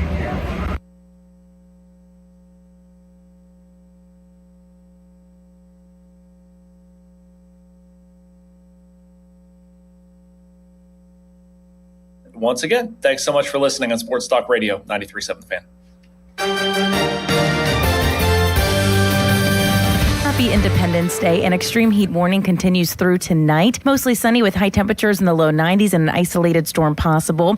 Overnight, patchy fog, thunderstorms likely with lows around 70 degrees. And patchy fog continues early Sunday with showers and storms possible and highs in the upper 80s. I'm meteorologist Mary Hours in the KDK First Alert Weather Center. Your hometown building partner since 1956. 84 Lumber. Visit 84lumber.com. Service your vehicle the easy way at Joe Ball GMC. Open 6 days a week with convenient scheduling, free shuttle service, complimentary loaners, and a comfortable lounge. Our ASE certified team services all makes and models with a price match guarantee. Visit Route 8 Glenshaw or JoeBallGM.com. It's 4th of July weekend and you need beer, and they got great specials to celebrate America at Hampton Beer Outlet. Miller Lite 24 packs, just $19.99. Mick Ultra 24 packs, $19.99. Bud Light, Coors Light 30 packs, just $23.99. Busch Light 30 packs, $19.99. Keystone Light 30 racks, $16.99. And Yuengling Lager 24 pack cans, just $18.99. To celebrate the red, white, and blue, get to Hampton Beer Outlet, Route 8 in Hampton. After an accident, you need an injury attorney who fights for you. Ogg, Murphy, and Perkoski are ready to take on the insurance companies and win you the compensation you deserve. Call 412-391-FIRM. Ogg, Murphy, Perkoski, the firm. We're all in. Future you wants to have fun on the 4th, so get set in one stop at Target's 4th of July sale. Get 40% off women's dresses, skirts, and shorts. And for the kiddos, shorts are 20% off. What's a celebration without something tasty? Frozen treats are BOGO 25% off. Plus, you save 30% on soda 12 packs when you buy 3. Have fun all weekend long. Shop Target's 4th of July sale. And Saturday, restrictions apply. Pros, save more on what you need to get the job done right now at Lowe's. Get 15% off select custom entry and interior doors. Plus, save $80 on the DeWalt 20-volt Max 2-tool combo kit, now just $169. And at the Lowe's Pro Desk, bring us your materials list and get a quote in minutes. Handwritten, a photo, or even a sticky note is all you need. Keep your jobs moving faster and on budget at Lowe's. Valid through 7/8 while supplies last. Selection varies by location. HD1 Pittsburgh, an Odyssey sports station. Live from the Jim Shorkey Mitsubishi.com studios, North Huntington and North Hills. Always live and free on the Odyssey app. It's time for the North Shore Tavern Leadoff Show. The North Shore Tavern Leadoff Show is presented by Keystone Custom Apparel and is brought to you by Panhandle Cleaning and Restoration, Spencer Toyota, 2 Minute a Junk Truck, Saloni's Italian Bread, Joe Ball GMC, Hampton Beer Outlet, Hello Windows, Ogg, Murphy and Perkoski, Pennsylvania One Call System, Zero Res Commercial Cleaning, Central Outreach, and the North Shore Tavern. The North Shore Tavern Leadoff Show is on Sports Radio 93.7 The Fan. Well, it's crazy to think that we'll be playing baseball here within an hour. Yeah, the Pirates and Washington Nationals middle game of a 3-game series. It'll be the earliest start time for the Pirates since they were in San Francisco, September of 1996, almost 30 years since we had some morning baseball. 11:05, a 4th of July first pitch on this steamy Saturday afternoon. Yes, a happy 4th of July to all of you, and it's a special day, of course, celebrating 250 years of independence, and there's no better way than to start this 250th day of America with some baseball on a Saturday morning. So as you're milling about and you're on to your festivities, carnivals, fairs, or just to have a picnic and spend some time with your loved ones and friends, we urge you to keep the radio close by to see if the Pirates can get back to 500. They're 44-45 as they play the 90th game of the 2026 season, and they do so in our nation's capital today. Braxton Ashcraft is on the mound. He's 8-3 with a .333 earned run average against Carson Palmquist, who will open for right-hander Zach Littell. Left-hander Palmquist just coming over from the Rockies in a trade for cash consideration, so not exactly a headline guy. Will open up for whether it's an inning or two. That remains to be seen. And then comes Zach Littell, the right-hander who has struggled, throwing to an ERA of 5.29, a right-hander. So we've got you covered here with all the details on the North Shore Tavern Leadoff Show presented by Keystone Custom Apparel. Dan Zang, really glad to have you along. Pirates in the standings, 4 back in the wild card race in the National League. Checking all the standings from Pella Windows and Doors. Visit PellaPittsburgh.com. They entered play yesterday. Game back from the Washington Nationals. Now they're 2 back. Washington, 2 back in the wild card, all behind Chicago, Philadelphia, St. Louis, Miami, ahead of Pittsburgh, who is also tied with Arizona and San Diego. So basically, it's a jumbled mess, and more than half of the National League really is right in the thick of the wild card race. Pirates in the division have fallen 11.5 back. Milwaukee leading the way. They won yesterday, of course. 6 back is Chicago, 7.5 back St. Louis, and then Pittsburgh slotting in 4th in the National League Central Division. What's on tap for today's show? Courtesy of Hampton Beer Outlet. Be sure to get to Hampton Beer Outlet if you're running low on supplies, if you know what I mean. Route 8 in Hampton. You could drive a little, save a lot. They are open this morning and will remain open into the early parts of the afternoon, and they have the best selection and the greatest price points of all of your 4th of July beverage needs on Route 8 in Hampton. Drive a little, save a lot. We're going to hear from Don Kelly to revisit yesterday's loss. It was tough, frustrating, frankly unacceptable because Mitch Keller came out. It was a tough matchup for him. We knew that going in. He had an ERA over 5 against the Washington Nationals, but hoping for Keller to get back on the horse somehow, some way. But manager Drew Butera was able to roll out a bunch of left-handed hitters, 8 of 9 coming up against Keller, and they ambushed him.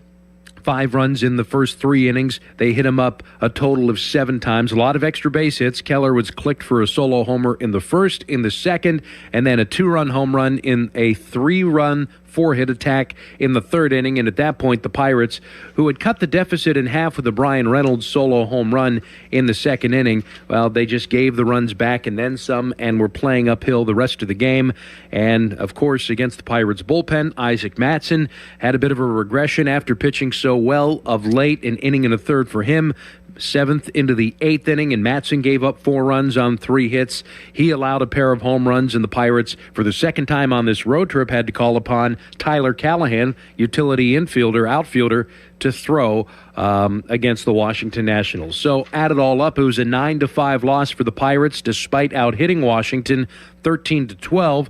Lion's share of those hits coming in the 9th inning, when the Pirates, for the first time since April of 1986, collected 5 doubles in 1 inning. They did so in the 9th inning, again, too little, too late. However, as Merlin Valdez continued to shine, and he's back in the 4th spot of the batting order as he was last night, where he went 3 for 5. Check this out. A guy, and I'm looking for a prediction, pick to click here. I'll give it to you in the early going. Valdez on an 8-game hit streak, and it's not a poor man's 8-game hit streak. He's 10 of 20. Backing out even further, 19 of his last 38. 10 extra base hits. He has an OPS over 1,500. in right field today as Merlin Valdez continues to pace the Pirates and buoy this offense, which has really been the only saving grace as the starting rotation has joined the bullpen as areas of concern for the Pirates. Mitch Keller did go 6 innings, but fell to 6-6 yesterday. He gave up 5 on 8 hits, a lot of that for extra base. He was hit hard 12 different times, so just another tough start. Keller did nothing in the way of easing our concerns and stepping forward in the right direction to figure out how the Pirates get better starting performances, especially from the top 2 spots. He and Paul Skeens are scuffling big time. But the one guy that has been really the steadying force, the guiding light, if you will, for this Bucco rotation is Ashcraft. And we'll get into that coming up a little bit later on. That's a part of what's on tap from Hampton Beer Outlet. We'll also give you some news and notes on Zach Littell.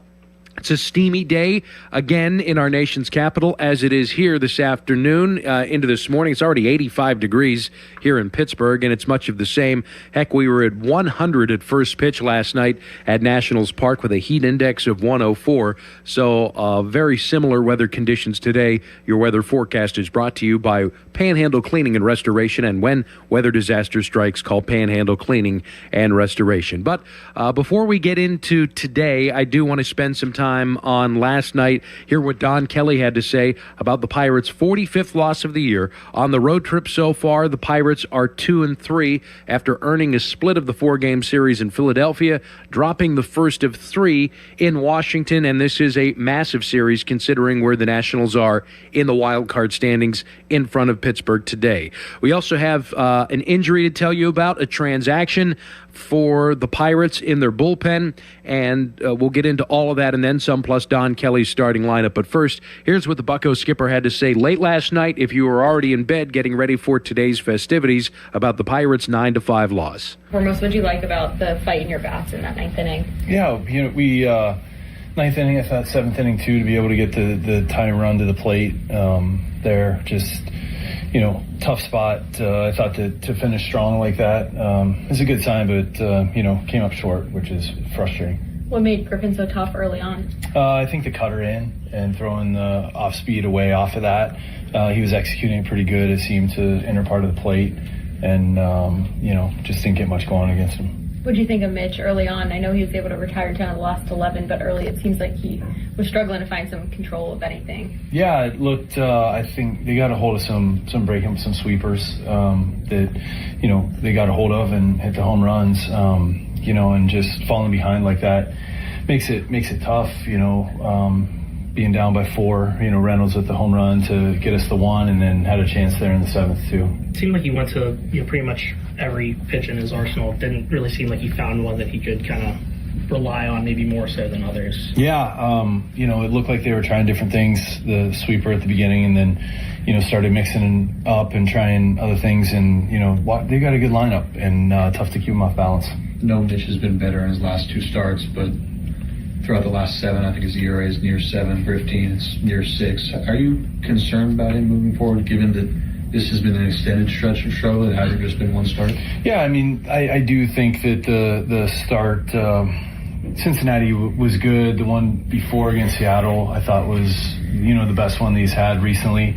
We just got to keep working with him and try to get him back to doing what he's capable of doing. I think that, dominating with the fastball, getting it in the zone. I think the cutter and curveball are going to be big pitches for him, and finding a way to execute those. What did you see from Isaac tonight? What's that? What did you see from Isaac tonight? Coming in, gave up the homer that he gave up to Garcia it seemed like ball way up out of the zone. I didn't see the K zone on it.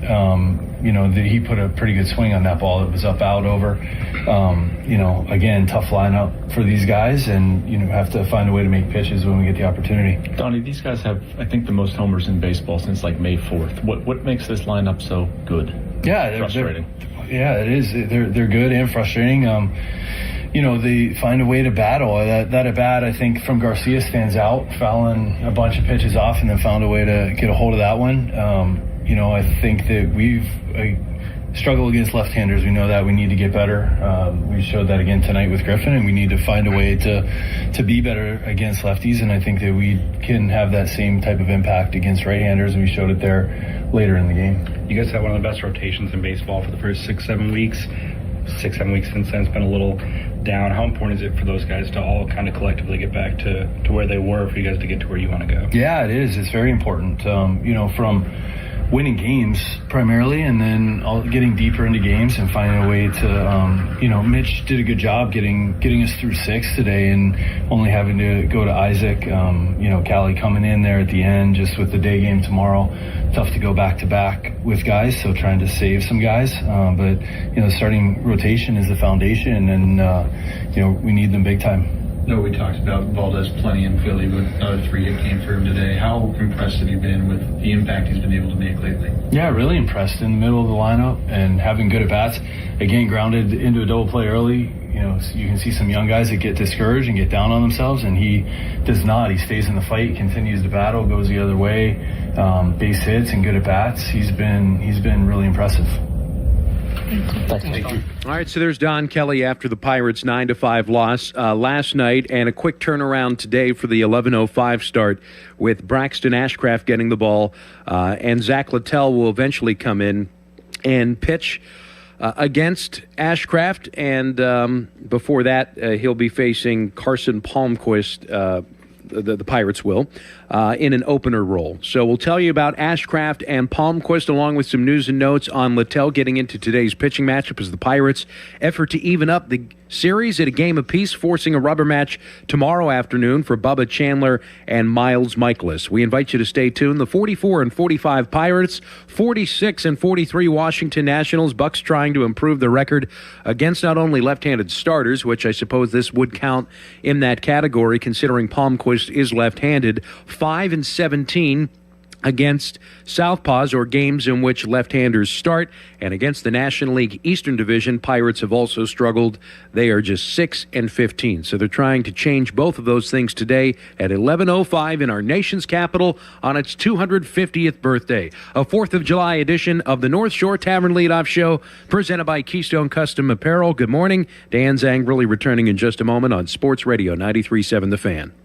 Sports Radio 93.7 The Fan. Get the latest on Pittsburgh sports from anywhere with the Odyssey app. Listen to shows and Pirate games live. Check out our exclusive interviews and content anytime. Download the Odyssey app now and never miss a minute. Sports Radio 93.7 The Fan. When disaster strikes your home or business, Panhandle Cleaning and Restoration of Pittsburgh is ready to help. Our certified team handles everything from emergency cleanup to full reconstruction, working directly with your insurance to make the process simple. Available 24/7, we respond fast and restore your property with care, honesty, and experience you can trust. Visit panhandlecr.com. Panhandle Cleaning and Restoration, restoring Pittsburgh's peace of mind.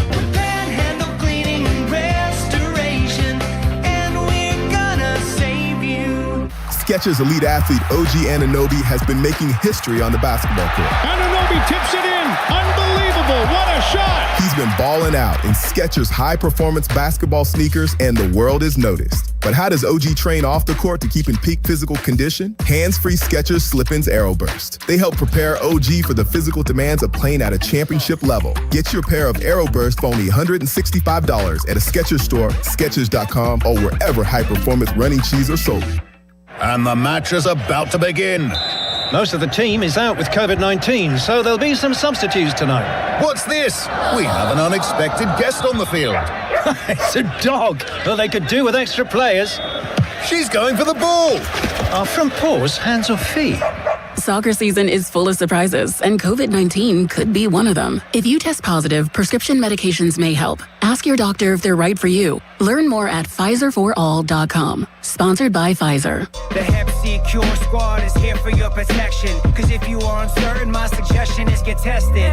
The time is now. Find your nearest local clinic. What's exquisite? If it's hard for you to travel, they do home visits. You're not alone. Listen, they're here to help. You deserve to focus on your future well-being and health. This next line is tremendously important. You don't have to pay a dime, a single cent, or need insurance. Doc Hep C, I speak screaming, yell it loudly. Don't you ever doubt me. Come and get your cure from Central Outreach. Hi, I'm Neil Walker. One of my favorite places to go in the North Shore is the North Shore Tavern. If you love the Pittsburgh Pirates, then you'll love the North Shore Tavern. My home and Pittsburgh's home for Steak on the Stone.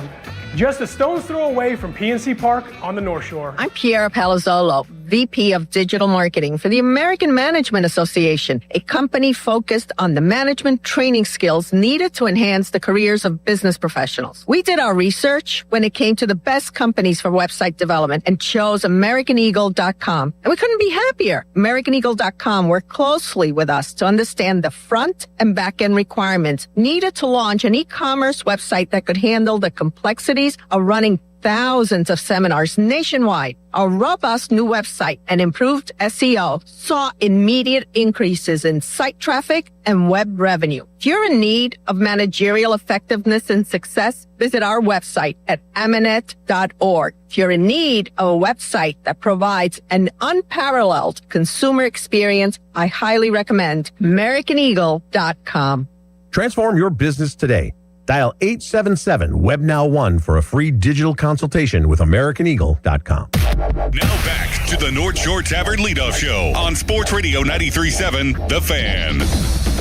Pirates trying to avenge last night's loss with Mitch Keller on the mound as they fell 9-5 to the Washington Nationals. This is the middle game of a 3-game series coming your way. At 11:05, the earliest start time to a baseball game for the Pirates in nearly 30 years, going back to September of 1996 when the Pirates played the San Francisco Giants at Candlestick Park. Buccos 9-9 in Mitch Keller pitched games. Combine that with Paul Skeens' 6-12 record. Add it all up. Essentially what you would consider the Pirates' top 2 starters going into the season, 15-21 this year.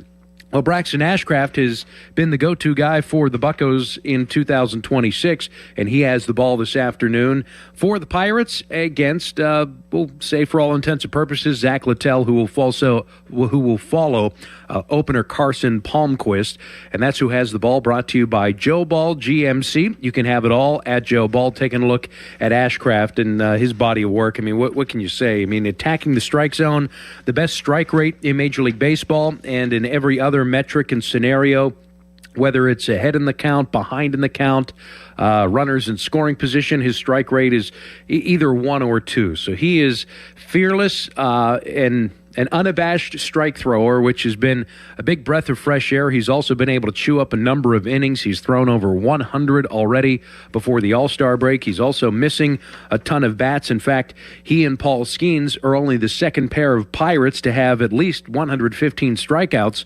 prior to the All-Star break in the same year, joining Francisco Liriano and Garrett Cole in that 2015 Pirates rotation, which turned out to be one of the better ones in Bucco history. So it's Ashcraft getting the ball, 8-3 with a 333 earned run average against Philadelphia, mixed bag, and it capped off a June for Ashcraft that saw him pitch to a 482 earned run average.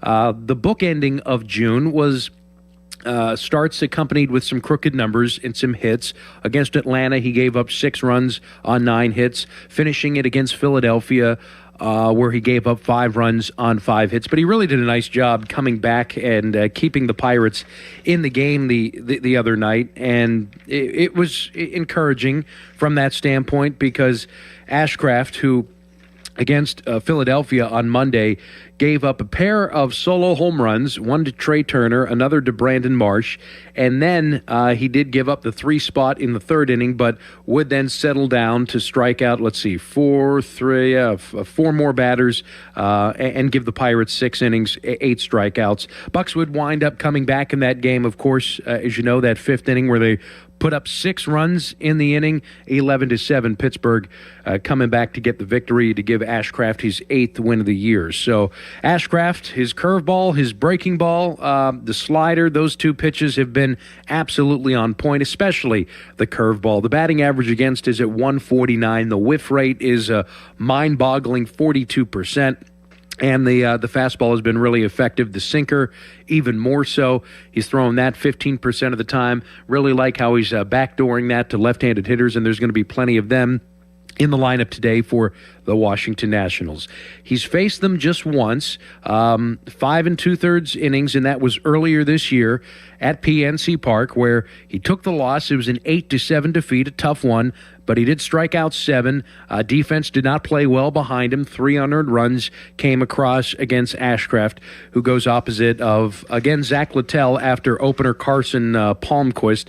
Palmquist, just a couple of notes on him, and there's not a ton of data, but I'll just give you his pitch mix. specifics as to what the Pirates are going to be seeing from the 25-year-old left-hander who was drafted by the Rockies 4 years ago out of the University of Miami, and they acquired him right before Memorial Day, a cash deal, and then he was recalled by Washington. So this is just the second outing, really. Last 4 games in AAA Rochester, he'd given up just a run in 6 innings of work, made his major league debut last year, so there's not a ton of service time here for the left-hander. Did pitch against Boston, gave up a couple of hits, no runs against the Red Sox back on the 1st of July. So just a few days ago, expect him to just get out of here. After 1 inning of work, you're going to see a sinker and a sweeper primarily. Those 2 pitches account for about 70% of what he throws, mixes in a little bit of a four-seamer and a cutter. So this is a little bit of a head-scratcher to me. The sweeper is a pitch that I think Brandon Lau can handle because, the Pirates in their lineup, and they didn't really make any adjustments here. They have 4 right-handers. 1, 2, 3. 3 of the 4 first hitters, I should say, are from the right side. So there's going to be a ton of right-handed pop that's going to come up against Carson Palmquist. So, we'll see why Blake Butera went this route for Zach Littell, a guy that has been around the block a little bit, the 6'4", 250-pounder. I haven't heard any comments. I don't know if the managers are speaking. I know Pirates manager Don Kelly didn't talk before today. Anyway, 6th career appearance against the Pirates, Zach Littell. So he's made 1 start this year. Pirates got to him 7 earned runs, 8 and 2/3 innings of work, all told, against the Pirates. Not necessarily this year. Again, did not see them in 2026 in that 4-game series back at PNC Park. So Littell, 5-0 in the month of May, pitched to a 235 earned run average, 209 opponent's batting average, so he had a really good May, but the last 4 outings, he's been rocked a little bit. Seattle and Kansas City a few starts ago got him for 5 runs, 4 runs, respectfully. Each of his last 2 outings against Philadelphia and Baltimore, he's yet to get through the 5th inning. In fact, has not pitched at least 6 innings going all the way back to his final start in May, which capped off that really good month that he had when he was tied for first in Major League Baseball with wins along with Jacob Mizorowski. So Zach Littell, veteran starter, one of 27 pitchers in baseball to make 67 starts, maintain an ERA under 4 going all the way back to 2024. So that's Littell, back and forth in the rotation, and kind of a middle of the rotation, number 3, number 4 type of guy is on the mound against Braxton Ashcraft today. Coming up next, let's get into the starting lineups that both clubs will face, and also we have to tell you about an injury to the Pirates bullpen, another big blow.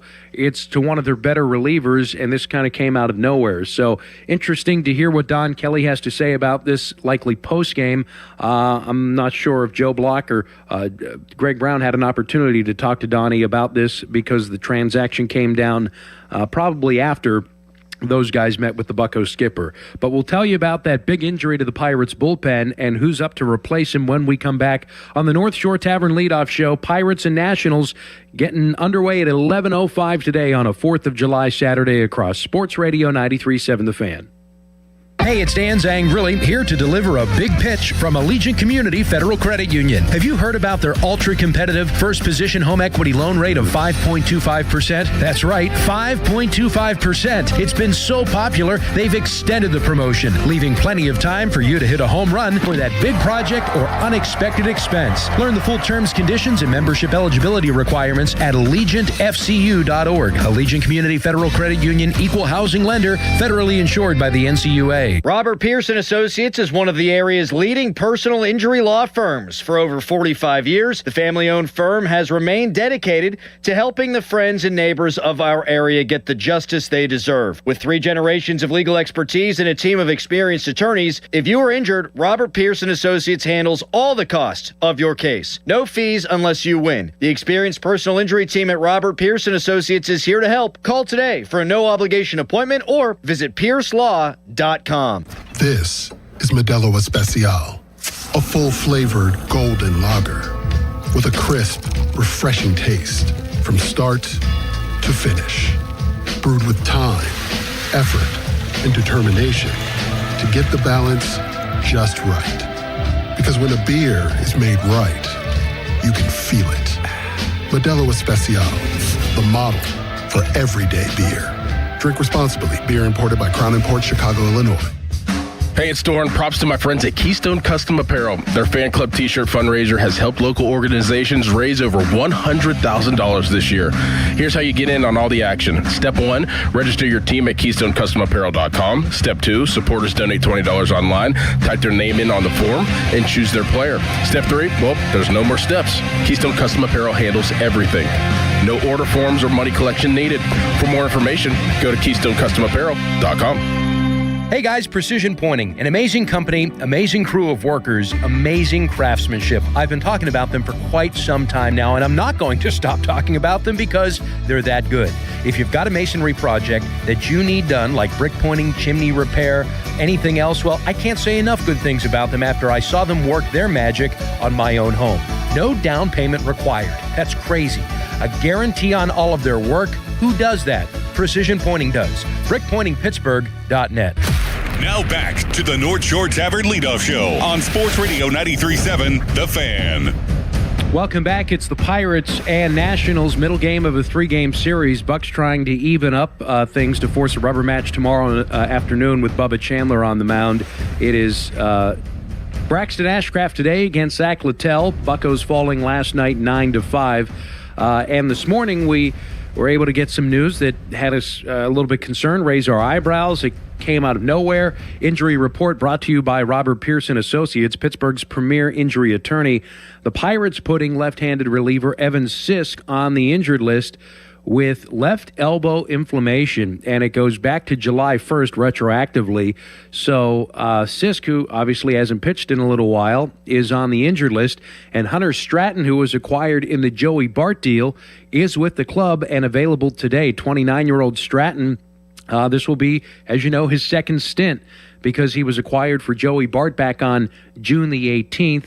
Pirates originally selected him out of a community college in Tennessee back in 2017 in the 16th round, and he made his major league debut 3 years ago with Pittsburgh, and 47 relief appearances with the Pirates. So they're all too familiar with Hunter Stratton, and I think everybody was kind of chomping at the bit to get Stratton up here, but maybe not necessarily at the expense of an Evan Sisk injury, let alone to his left elbow and inflammation in it. So good numbers with Indianapolis, albeit in a short period of time since being acquired from the Braves. 4 scoreless appearances, which covers 5 1/3 with AAA Indy. So Pirates, if you remember, sent him to Atlanta in exchange for a minor league outfielder in Titus Dimitru in cash considerations last July. Had a .220 earned run average with 15 punch-outs, 12 appearances with the Braves last year, and 3-2 with a couple of saves and a .375 earned run average, 60 punch-outs across 60 major league appearances, Atlanta and Pittsburgh. So Stratton back in the Pirates organization, now up from AAA Indianapolis, but at the expense of Evan Sisk going on the injured list, retroactive to July 1 with left elbow inflammation. You could really make an argument that Sisk was the most consistent Pirates reliever here in 2026, or is, not necessarily to use past tense. So Sisk on the IL, that is of concern because, again, the left elbow inflammation, but hopefully Don Kelly can kind of fill in some of those blanks. Post-game, didn't have an opportunity to check in with him today. So Ashcraft on the mound against Zach Littell. Stratton up in the bullpen for Pittsburgh. Taking a look now at the minor league reports. A lot of folks were asking about, on the post-game show last night, some options down in AAA considering Mitch Keller's continued struggles. Well, he's on the mound today as the AAA Indianapolis Indians play a doubleheader. Jose Urquidy, he's thrown 3 scoreless innings so far today, this morning against Omaha, but in his last 6 starts, really good stuff. 7 scoreless, 6 innings, 1 run, 5 innings, 1 run, 4 innings, 6 runs. So there's been a bit of a blip there, but 5 scoreless, a couple of starts ago, 6 innings, 1 run, and so far 3 scoreless today. I don't know if that's a long-term solution, but maybe a spot start, a fix if you have to skip somebody. I think that there's issues with Skeens and fatigue, and then say nothing about what Keller's done here over the last couple of months, pitching to an ERA of 7. His season ERA is now over 5, but Jose Urquidy is throwing the ball really well for AAA Indianapolis. As we take a look at the farm report, brought to you by Allegiant Community Federal Credit Union's credit card that can earn you 5% cash back on gas, groceries, restaurants, travel through the month of August. Visit AllegiantFCU.org. A little bit later today, how about this pitching matchup for you? Indianapolis in Omaha taking on the Storm Chasers. Antoine Kelly gets the ball, so that's good to see, and we'll monitor his progress as to whether or not he could be due for a return. But Bailey Falter is pitching at 2-0 with a 3.49 earned run average, the AAA win-loss record and ERA in the Kansas City Royals organization. So it's Antoine Kelly against Bailey Falter tonight down in AAA. Let's take a look at the Pirates starting lineups right now. That's brought to you by Central Outreach Wellness Center. You could cure your Hep C, no insurance necessary for care. Looking first at Blake Butera's starting 9. James Wood, who was right in the thick of it yesterday. He had a triple and a double, 2 for 5, coming in, 8 of his last 21. Really one of the best young sluggers in the game. 6'8", designated hitter, will hit from the left side, followed by Luis Garcia. Garcia had 3 RBIs, 2 home runs last night, 2 of the 5 that Washington hit against Pirates pitching. Curtis Mead gets his first start of the series. He sat last night. He's a right-handed bat. He'll be at third base. Then C.J. Abrams, a shortstop, in the 6th spot of the order. Apparently he's on the trade block, or at least Washington, as they figure out as to whether or not they're buyers or sellers at the deadline. Abrams could be floated out if indeed the Nationals do sell. Dylan Cruz, 2nd overall pick, right behind Paul Skeens, his LSU teammate. He'll play right field. It was Cruz in center field yesterday. Dylan Lyle, one of the big heroes yesterday, he was 3 for 4 with 4 RBIs, a pair of homers, and an RBI double. He'll be back in left field, the left-handed hitting left fielder in the 6th spot of the order. Jacob Young will hit 7th. He'll be in center field with Drew Millis in the 8th spot. He'll be the catcher today for Keibert Ruiz, who started yesterday. And Nasim Nunez, baseball's stolen base leader, was 2 for 4 yesterday. A couple of hits in that 9th spot of the batting order. He's been really swinging an incredible bat of late. So you've got Garcia, the reigning National League Player of the Week, stolen base leader in the game, and Nasim Nunez, who continues to swing an incredibly hot bat. He's now 20 of his last 54 over his last 8 games. James Wood, one of the great sluggers in the game, and that says nothing about what Dylan Lyle did to you yesterday, or Dalen Lyle, excuse me. Dylan Cruz in right field, and Dalen Lyle is in left. So that's the Nationals' starting lineup. They have the second best offense by way of runs scored, but they're right there in the thick of every offensive category. Just to give you an idea, they are first in runs scored right now. They've overtaken the Dodgers. I do beg your pardon, the real-time update. First in runs per game on average. First in extra base hits. First in RBIs.